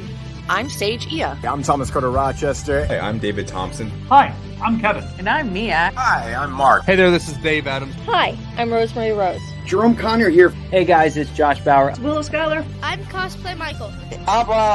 It's your boy Country. I'm Ryan Permison. And I'd like to ask you guys, Please subscribe. Please subscribe. Please subscribe. Please subscribe. Please subscribe. Please subscribe. please Subscribe. Subscribe. Please subscribe to HWWS WebTV. Great bunch of people. and don't forget to smash the bell. Ring that bell. Smash that bell. Hit that bell. Hit the bell to be notified. Hit the bell to get notified of new shows. And videos. You're going to want to do that, so do that soon. So we can cross that 20,000 mark And get us to 100,000 subscribers to 1 million and 10 million and 100 million. on HWWS. WebTV. You'll really like it. I guarantee it. Thank you.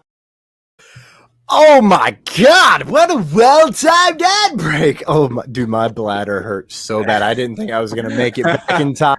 Yeah. But ladies and gentlemen, it is so very important for you to understand that we're about to talk every little detail in Black Widow. So We're about to ruin it. We are. And I just got it queued up. Agatha? Spoiler alert. All day, all night long. Ladies and gentlemen, 7? We didn't even have a show the last time a Marvel movie came out. Yep. The Lights Thunder Action didn't exist, and we get to review Black Widow. David, I'll let you just hop in, man. I'll let you take away your big cues here. Yeah, sure. So I kind of want to start with this. Like, we've kind of got our own little notes. I want to talk in an open discussion later, but let's start with 3 questions. And the first one being simple. How'd you like the movie? And that's anyone listening right now who's seen Black Widow. I'll start. I really enjoy the movie. There's some, it's not, in my first review that I tweeted out, like, it's not perfect. I love the way it perfectly fits into the MCU timeline. From now on, going from Civil War to Black Widow to Infinity War is going to feel so nice and fluid because it really does a great job of fitting right in the MCU. Mm-hmm. I got to say, I really enjoy the movie. It's Florence Pugh as Yelena, amazing. Red Guardian, David Harbour is so funny. And Natasha obviously is great. Scarlett Johansson has a great performance in this. Like, maybe her best performance simply, just as an actor.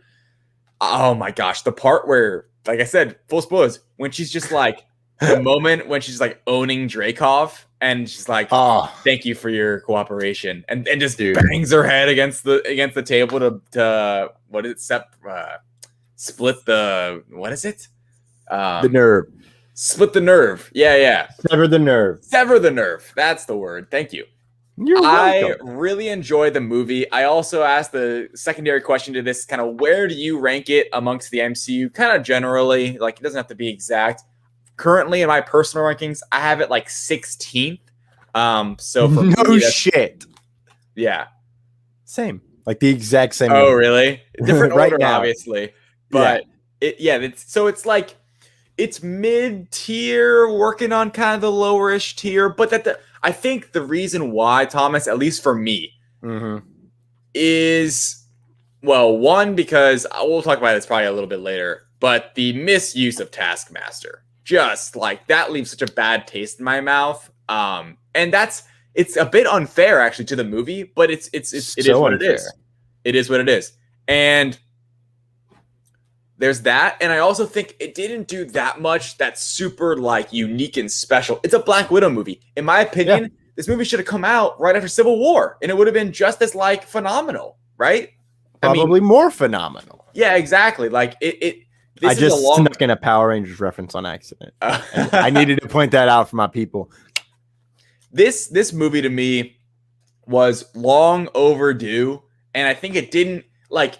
It also didn't push the phase, like, it kicks off phase 4, but I feel like it's literally, it's a prequel. It's like it's catching up, right? I feel like it's just playing catch up a bit. Like this movie should have come out, well, at least a year ago when it was delayed. But like I think even years ago they should have had a Black Widow movie going. I think the first female character that should have had her own movie is Black Widow, not Captain Marvel.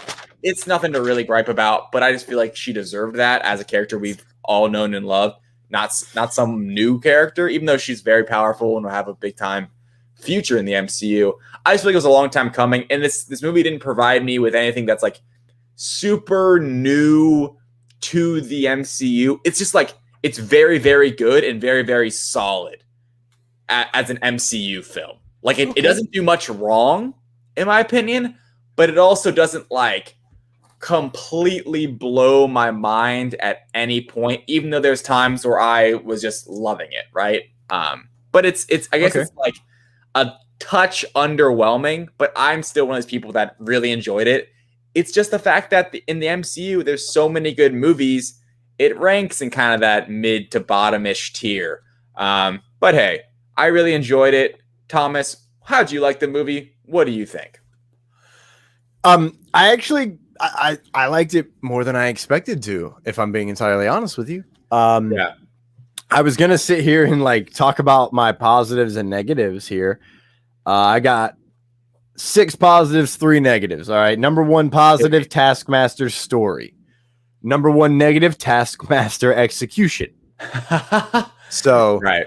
Like my favorite thing about the Taskmaster quote unquote character is what happens in the story, which we'll get to a little bit later because I really kind of want to jump to the other questions. But then the other negative was the some CGI was kind of bad at times, but shrug, whatever. Expected. If I'm being entirely honest, I expected that.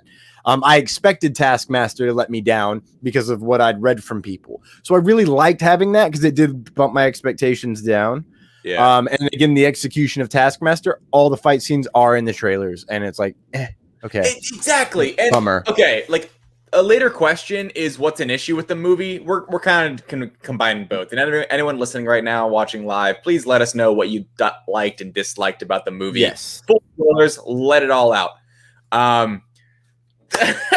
Taskmaster is not in the MCU yet. Me and John Ross Bradford, a friend of the show, we were talking about it, and we were texting about the movie, just kind of like one-on-one, and I'm like, Taskmaster was not in the MCU. I'm still waiting for Taskmaster in the MCU because it's a completely different character. It has the moniker, it had the marketing, it'll sell the toys, and that's what annoys me. And it's unfair to the movie because the movie tells a very good story of this girl who Natasha supposedly killed, kind of got her face kind of like blown off, not blown off, but like really really injured essentially, and then turns into this monster, this crazy executioner monster that Dreykov creates as his daughter, and it's Taskmaster.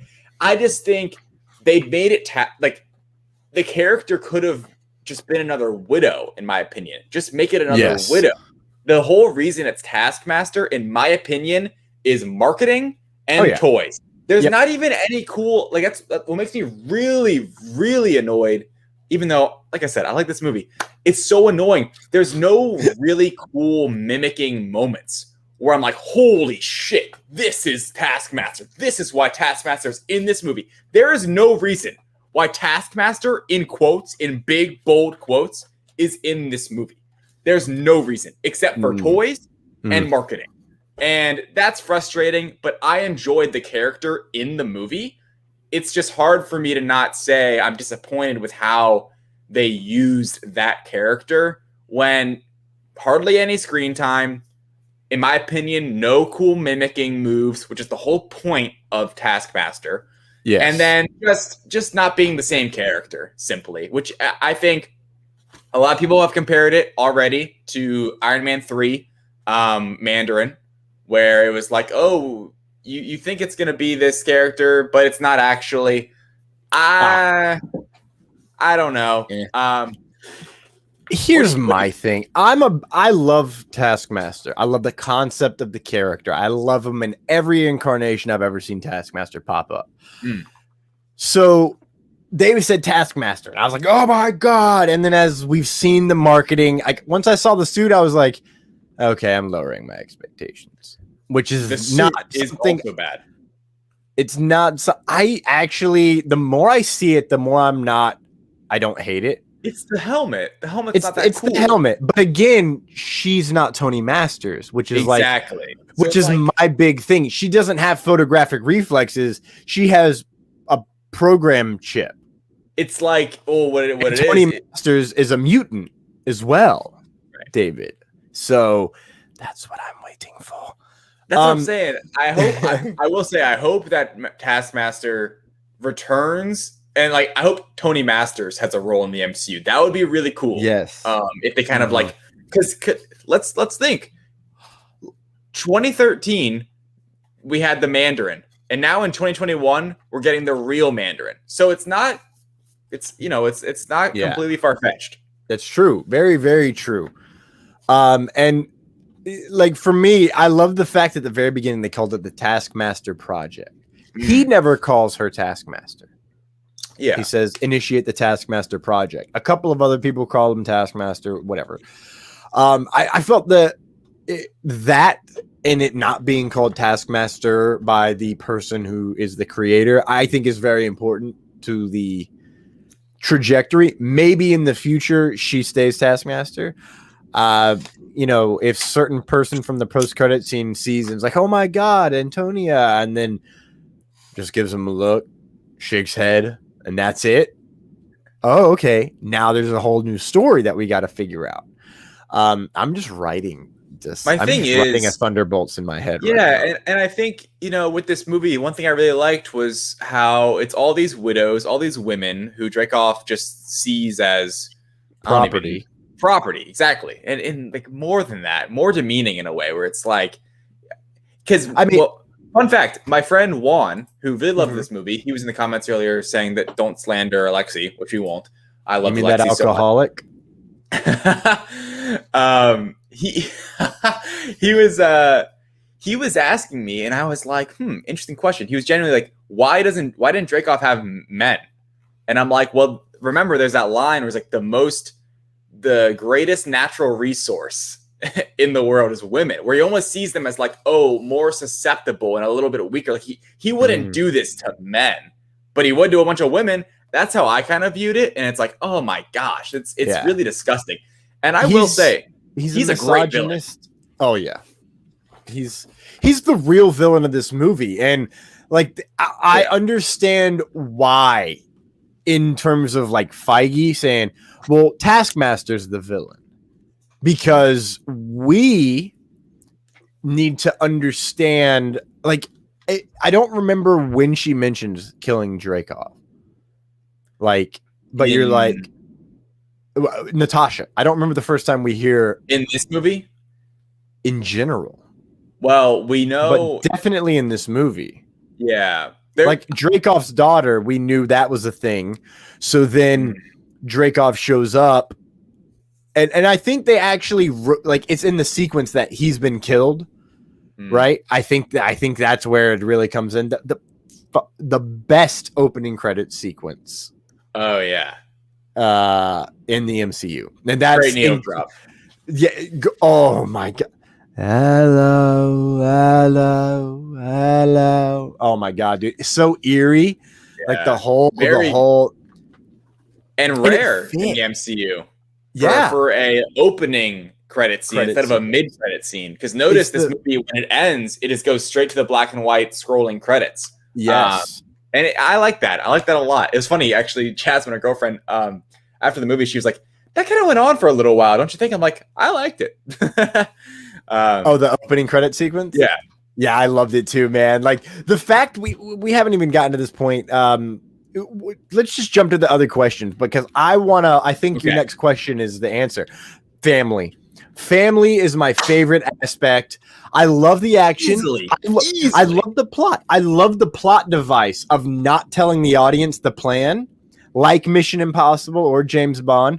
And I love how, like, going in, I was like, oh, she's really tense. Like, oh, she's really scared. Okay, Melina's definitely playing something different here. So then when it comes to the reveal of taking off the mask, I'm like, ah, yes, I love it. But it's because of that family connection that we get in the opening of this movie. Like I said on Loki, I thought it was going to be, we start right there. No, we start in 1995. And that mission is so pivotal to the entire movie in terms of plot, in terms of action, in terms of family, and the emotional context of everything that's about to happen throughout the film. I loved it so much. We've seen Scarlett Johansson as Black Widow since 2010. David, I don't know how old you are or how old you were, but I was graduating high school like a month after Iron Man 2 came out. Okay. Like it was months away, a month away. I was about to graduate the high school, bro. So she's been there in the zeitgeist for so long. And Matt Remke was pointing this out on the Direct Pod. Shout out that he's like, I don't know if these characters can feel lived in. I never had that problem. I always knew they'd feel lived in. I mean, every character in the MCU has always felt lived in, which is the shout out to the quality of casting directors and casting agents, talent agents out there, and those, finding the perfect actor for a role. No matter how big or small. Casey, right? Norm. Was his name Norm from WandaVision? Yes. Oh my God, I call my mother. I gotta call my family. I gotta go. Like, yeah, hey, man, like, that was great acting. On a switch. That is what makes the family so good. You've got Florence Pugh, goddess. Does she outshine Scarlett Johansson? Oh. That's a My answer is yes. Like, first off, when she's just giving her shit, her accent. I was talking about this with a friend of mine that I work with doing kids dressing up. Like, I'm going to be Spider-Man on Tuesday, David. It's with that company. She was like, my favorite thing is the accent of Yelena. Like, something about her accent just made me fall in love with her. I was like, yeah. And then, like, we just started just pointing out spots, like when she's making fun of her being a poacher, like, what's the thing you do? What do you mean that the thing you do with the hair? And he's like, and you think everyone's looking at you. He's a poser, total poser. And that bit lasts the whole movie to the point where she does the pose landing, and I was like, ha, nice. And then she gets up like, oh, I was like, dude, brilliant. All of that. So, and the vest thing. It's got so many pockets you wouldn't even know. Like, brilliant. The choices she made vocally is, oh my God, like, it's perfect all the way through and through. Shout out Clueless at the end, by the way, in the post-credit sequence. David, go back and rewatch that on Disney Plus Premier Access, and then go Google Clueless Yellow Plaid and tell me it's not a direct influence on Yelena Belova, which, by the way, if I'm not mistaken, Clueless came out in 1995. Research department's going to help us out with that one really fast. I love the family more than everything. Alexi, there's no slander. David Harbour, give me a Red Guardian Disney Plus series set in the 80s. Give me the Cold War. Show us which version of Captain America he fought, because the way he asked Scarlett Johansson, like Nat, I do question whether or not that actually happened, or is he so delusional, which is just the way that David Harbour chose to play it. And he said that, and I love that. It opens up so many possibilities. It's very Marvel. I will say weakest character in the family was Melena, but that's just in terms of written. Like, she wasn't explored as much. She was the gray character you weren't sure if you could trust, but you were instinctively being told from the beginning to trust her. Mm-hmm. So it's like a interesting, and it needed to be that way for the way they used the final plot. David, Family, I'm guessing, is your answer. Family is my answer. Wow, I have a lot to respond to. One thing to begin with, it's funny on like I don't want to lose this thought. On second watch, as we've said, good old watch it on Thursday night and then click play in the morning or whatever on Disney Plus. It's great. The opening scene, it's so cool watching David Harbour and Rachel Weisz as them performing, basically, like performing in a performance. I love it. And like being these spies but acting American, and it's great acting. The kid actors they got for Natasha and Yelena look exactly like them. It's actually kind of crazy, especially Yelena. And it's I funny. actually I think it's the other way. I think that the one that looks like Natasha looks more like ScarJo. Like I'm like, oh yeah, I can totally see how the nose and the chin would develop into Scarlett Johansson over time. Whereas the younger one, I was like, I mean, she's blonde haired, blue eyes. Yeah, it's kind of hard. I mean, to me, it was like, I mean, yeah. Continue. Yeah. But yeah, absolutely. The family is definitely the favorite at me. It's funny, actually. Matt Rimke, we were speaking of him. We brought him up a couple times today.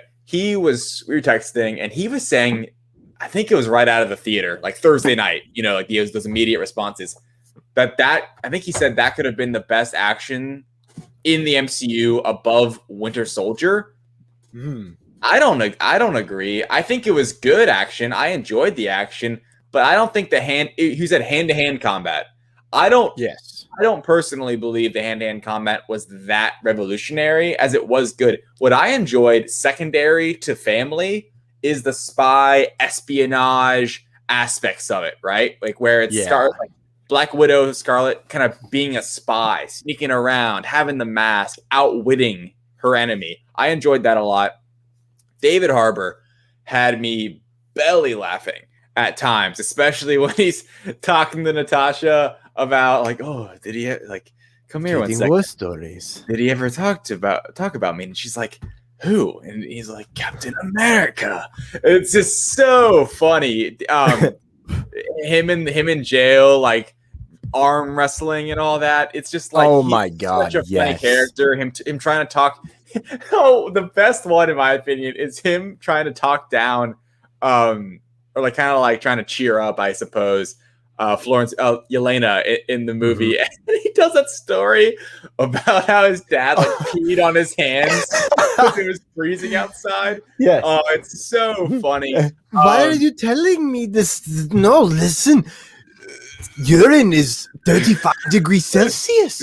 Keep hands warm. Keeps off the frostbite. Yeah, and it's so funny. The movie is really funny. I maybe should have put comedy. Yeah, humor. Yeah. Because that may be my number 2, actually. The humor really hits. Like there's some movies where I think the humor doesn't always hit. I remember specifically for some reason. For the Dark World.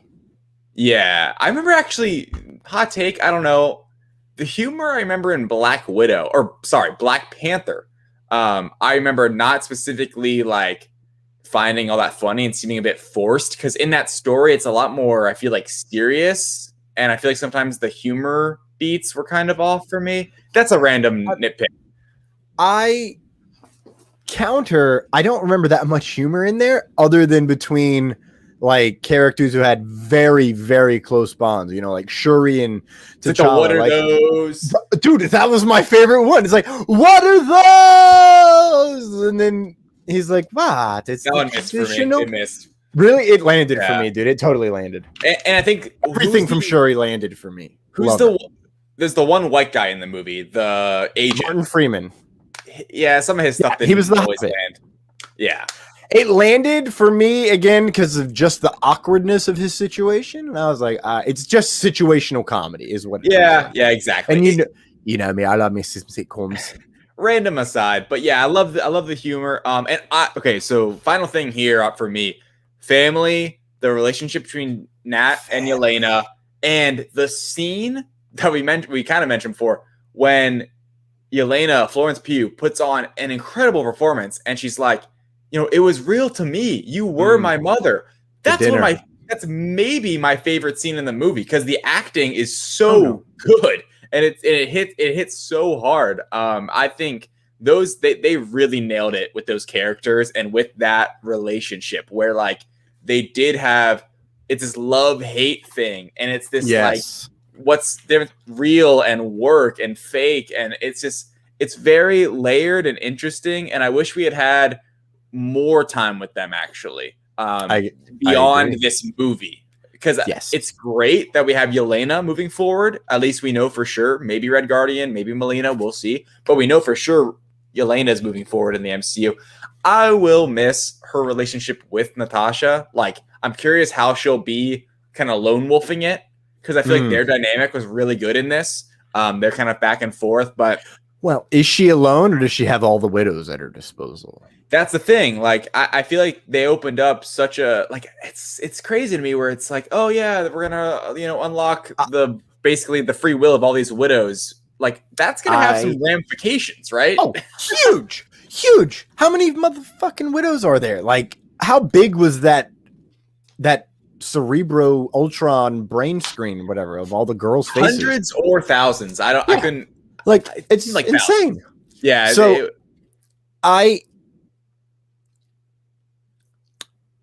will definitely miss the Natasha relationship, specifically with Yelena. I felt that was the best relationship, as it should be. It's a buddy cop film. It's a buddy spy film. Son of a bitch, David. That just moved it up the rankings. For sure, that just moved it up to 14. Easy, buddy spy film. Didn't know I needed it. I'm ready for you. I mean, we don't really have to ask this question. We both have the same answer. Florence Pugh, easy peasy, lemon squeezy. I will say, if you're going to do anything in this movie, it's hit that character out of the park because she is being set up big time for the future. Obviously, we had the spoiler. It's all spoilers.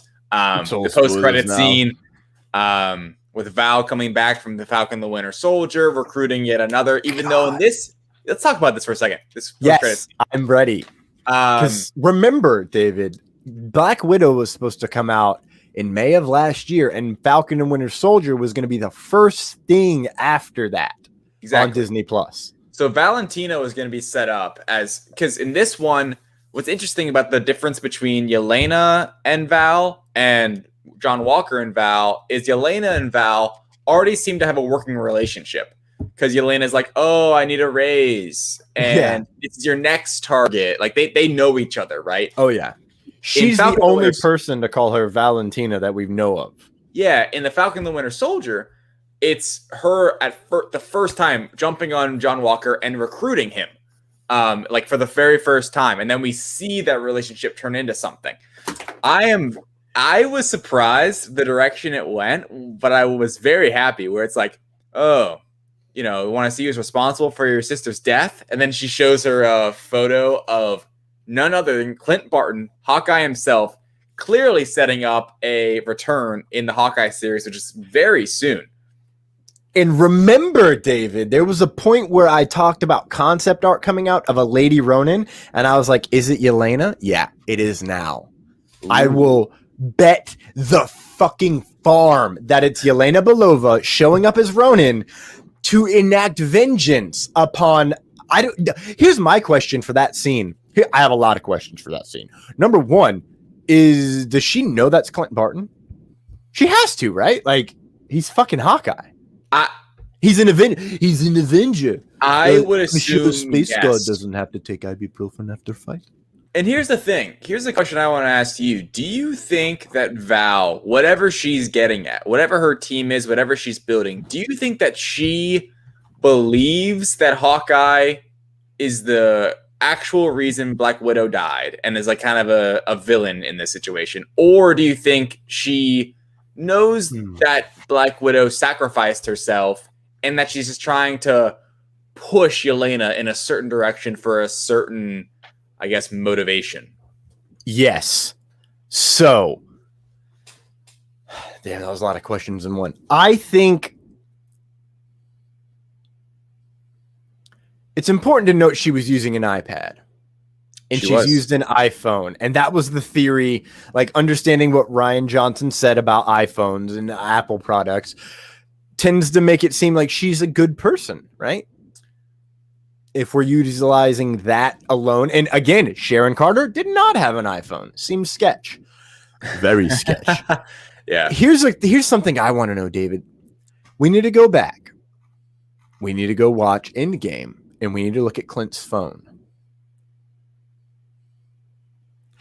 Because Liam Kelly of the Direct, I think it's has an brought up Android. a brilliant. Yes, I do as well, and I think that Liam Crowley's onto something with Clint.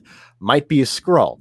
We'll get to that later. Oh boy, maybe not. I did see him say that. Yeah, and when he said that, I was so upset because what was the first thing I said about Sharon Carter, David? She's a scroll. Scroll. Yeah, we haven't seen Hawkeye. Oh, you know what? Then again, it wouldn't matter because Hawkeye was killing people illegally.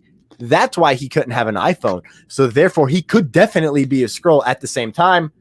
Back to the plot. Yelena Belova, I think we're going to get a backstory episode in Hawkeye catching us up with her as the audience.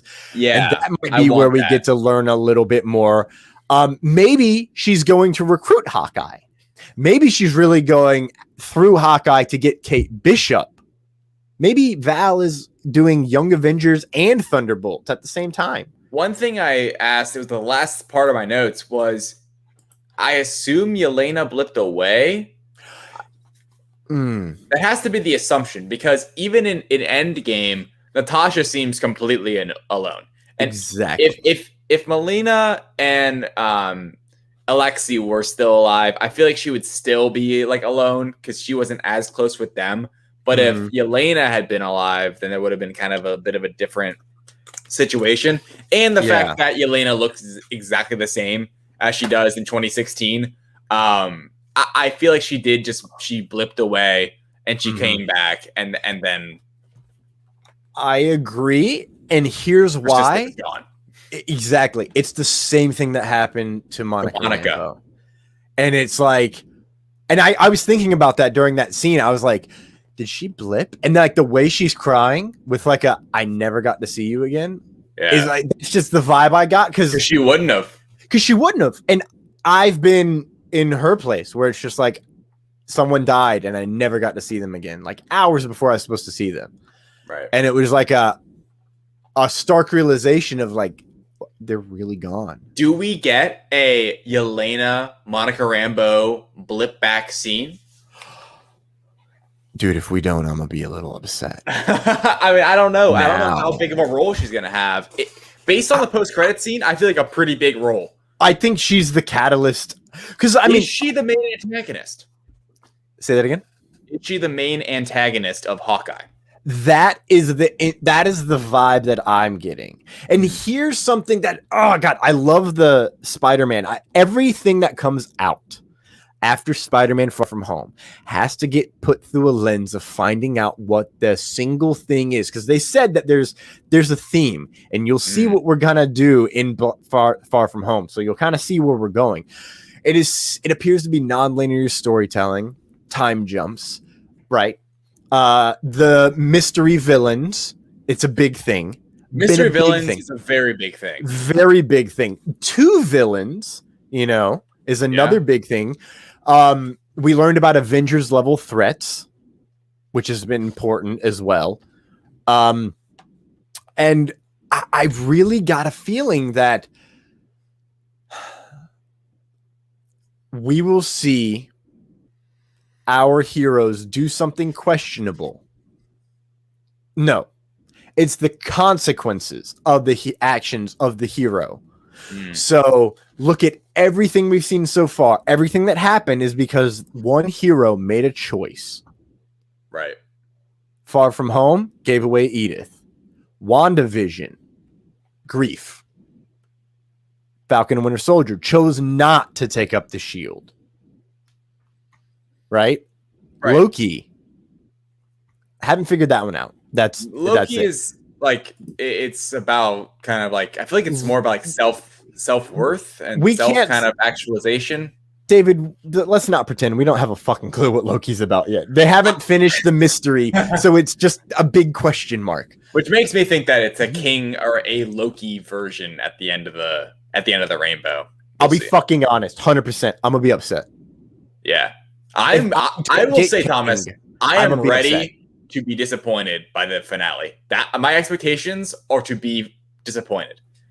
I think we're gonna get. Every day goes by. I'm like, is it really gonna be Kang? Are they really gonna introduce him in this? I don't know. See, I don't know about that. Here's what I want, because variants, David. I don't even need it to be like. I just need it to be a fucking version of Kang. Give me Immortus at this shirt point that says variants, comma David. Period. Variants, David. Variants, David. Just answers every question you could possibly ask about Marvel. Variants. Hey, why we got like 3 Spider-Man that look different variants? But Skrulls, man, you're not thinking 4th dimension, and that's where I come back to maybe, and this is what I've been thinking about for a while. Hawkeye really does feel like it has to be about his fallout from Ronin. Yo, Hawkeye killed a lot of people. Is rising on that show. I'm so excited for it now. And listen, Haley Steinfeld is just, I love her and everything she's ever done. Haley Steinfeld and Florence Pugh. We're getting Spider-Gwen in the universe. David, what if she plays Spider-Gwen? I need it. You know who would be great as Spider-Gwen, though, as a variant? Florence Pugh. I'm just saying. Like, she swings in like a multiverse of madness scene. It's like, wait, what? Give it to me, Marvel. I want to kind of talk a little bit about the Loki Avengers interrogation callback. That was awesome. Like, I should have thought about it, and I did not anticipate that one bit. I was like, I knew there was a plan, but I was like, how is she going to get out of this? Like, what is the play? What is going on? Okay, like I loved it. It kept us in the dark. So you're trying to figure out what it is, and you're just letting it play out because you know that there's gold at the end of the rainbow. Super Mission Impossible-y. Yeah. Which I love. And somebody said they're like, oh, it's very James Bond. And I asked them, James Bond or Mission Impossible? And they say James Bond. And I'm like, interesting. I felt it was far more Mission Impossible. And the action. That's what it was, David. The action. I don't know if it's better than Falcon, than the Winter Soldier. I'll have to go back and check. It is not. It is not. Listen, we all. I noticed that it was pushed, as Matt said on the pod, to 105. They could have gone 100, but they went 105 instead. Falling off of edges of tables, being thrown through specific parts of a glass, landing in bad ways. There were some Fast and Furious moments. When she fell and hit 17 things and then lands on her feet, I was like, are we watching Fast 9 or what's happening right now? I literally went, okay. And my friend that I was watching it with laughed, and I was just like, right? Like, okay, fuck it. I'll accept it. Exactly. All of a sudden she became Tyrese and Vin Diesel out there. But the action, one gripe I have is I hate this in all action sequences. When the camera is moving so much, I can't tell what the fuck is going on. I feel like watching Transformers. I have one huge gripe with the action and one specific scene. I already talked about Taskmaster and how we didn't get any cool mimicking stuff. The fight between Red Guardian and Taskmaster should have been 1,000 times better. And it was terrible. Like, Red Guardian couldn't even put up a fight. Are you kidding me? That's a joke. He's a super soldier. And I am so confused as to whether or not Taskmaster is a super soldier. Because there's moments on the bridge with Black Widow, she just, like, pushes her, and Natasha goes flying back. Like as if Captain America just punched her in the gut. Like a fucking ragdoll. And she's not Crossbones with those big mechanical things. It's just a woman in a suit. I'm so happy you brought this up, David, because either A, she is a super soldier. She had super soldier abilities. She did. Or B, cybernetic enhancements. Because explosion. There was an explosion that she had to survive. And her eye. And her eye was a little dinged up, right?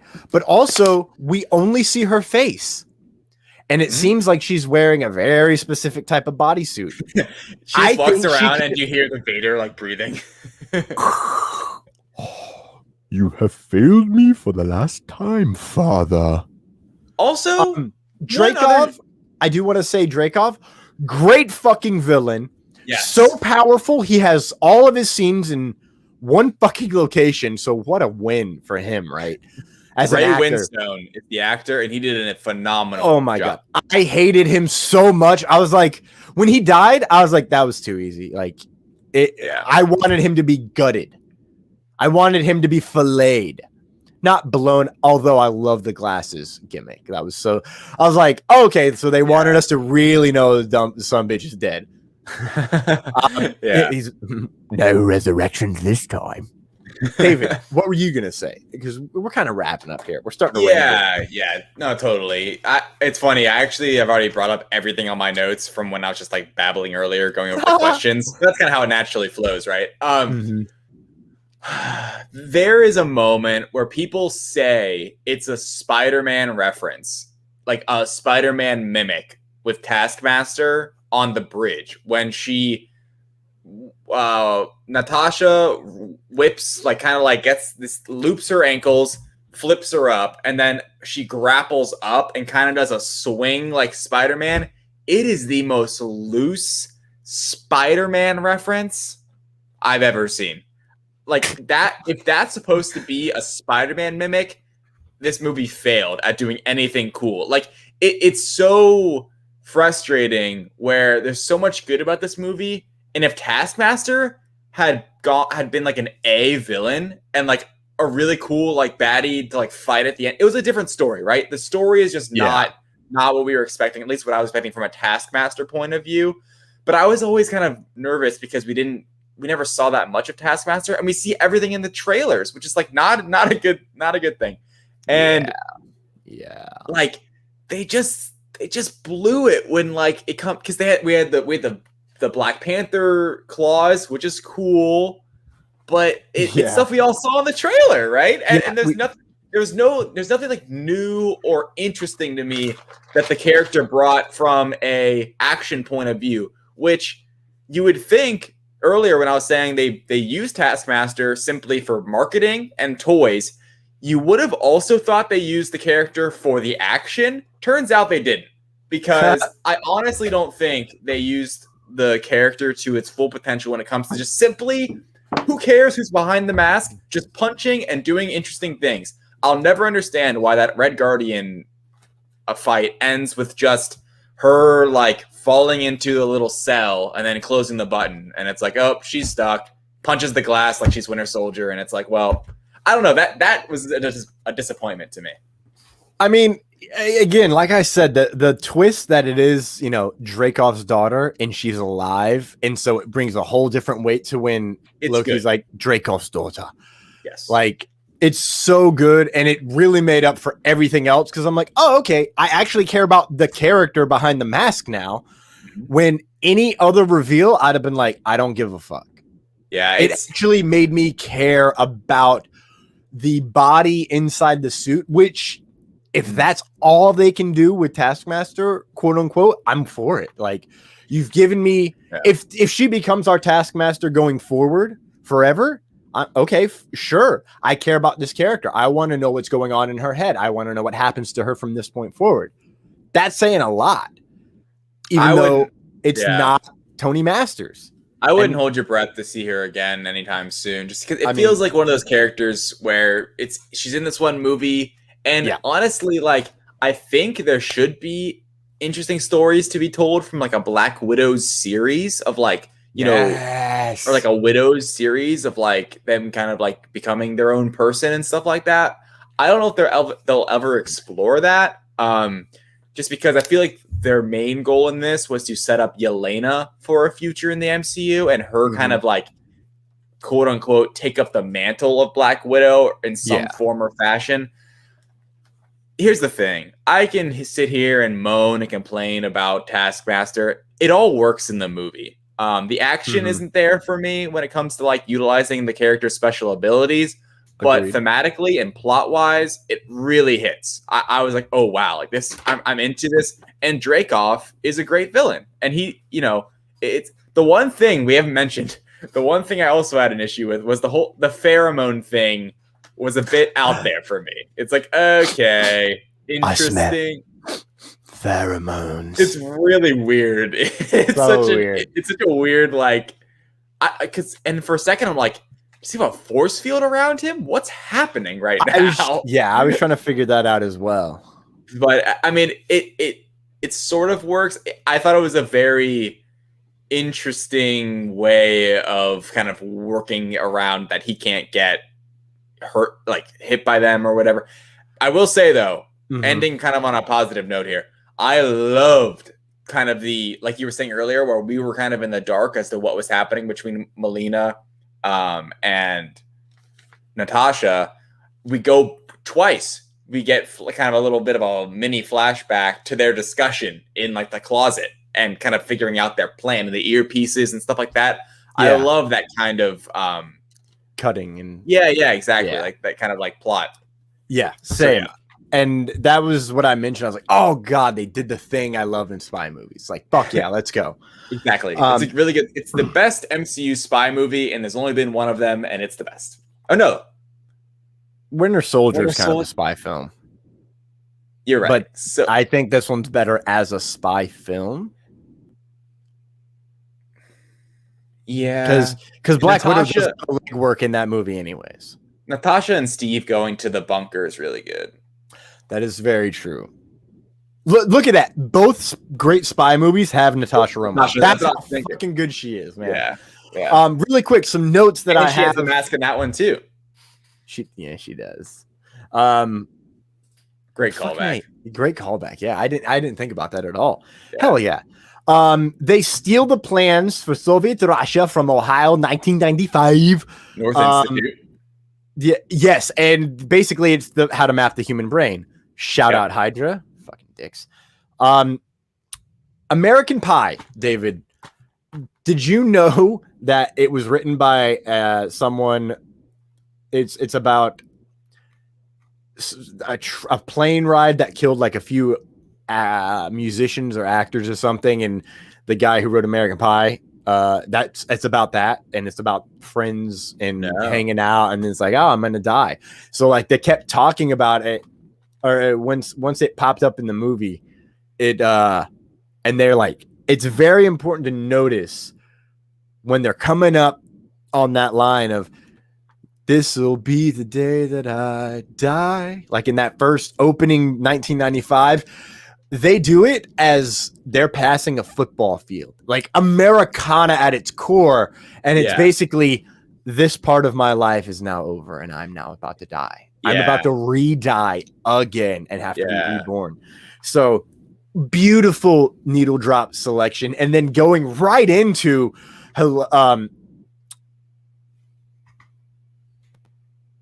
Smells Like Teen Spirit by Nirvana.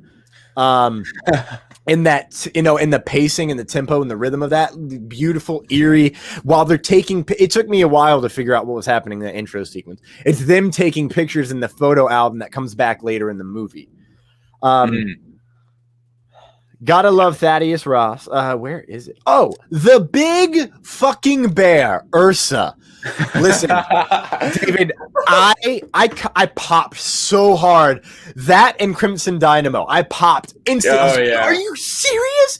And my friend just looked at me like, what? And I was like, it's comics thing. It's comics thing. The big bear beats the shit out of Bucky Barnes after the trial of the Winter Soldier when he's convicted of some of his crimes, and he's thrown in the Russian gulag. And it's a fucking bear. Like, it's a bear. It's a real bear. I want to see him come back and be like... His broken wrist. Well, it won't be broken anymore, but I want to see him become a bear. Like, a werebear. Oh, finals starting soon. They are starting soon. They are. I wanted to ask you, Thomas, while we're wrapping up here. Yes. Quick question: How was your theater opening night? Not packed, not full. I could have probably moved to a specific seat. There were seats open. It wouldn't let me select certain seats in the IMAX. I was getting really pissed off. So I ended up like on the far wing. Overall, it was good. I had fun. I could see everything, I wish I had a better seat, which is why I'm like, I might go back to IMAX and sit in a different spot. Right. Like I want that premiere seat for the IMAX. Yeah. We saw enjoy it.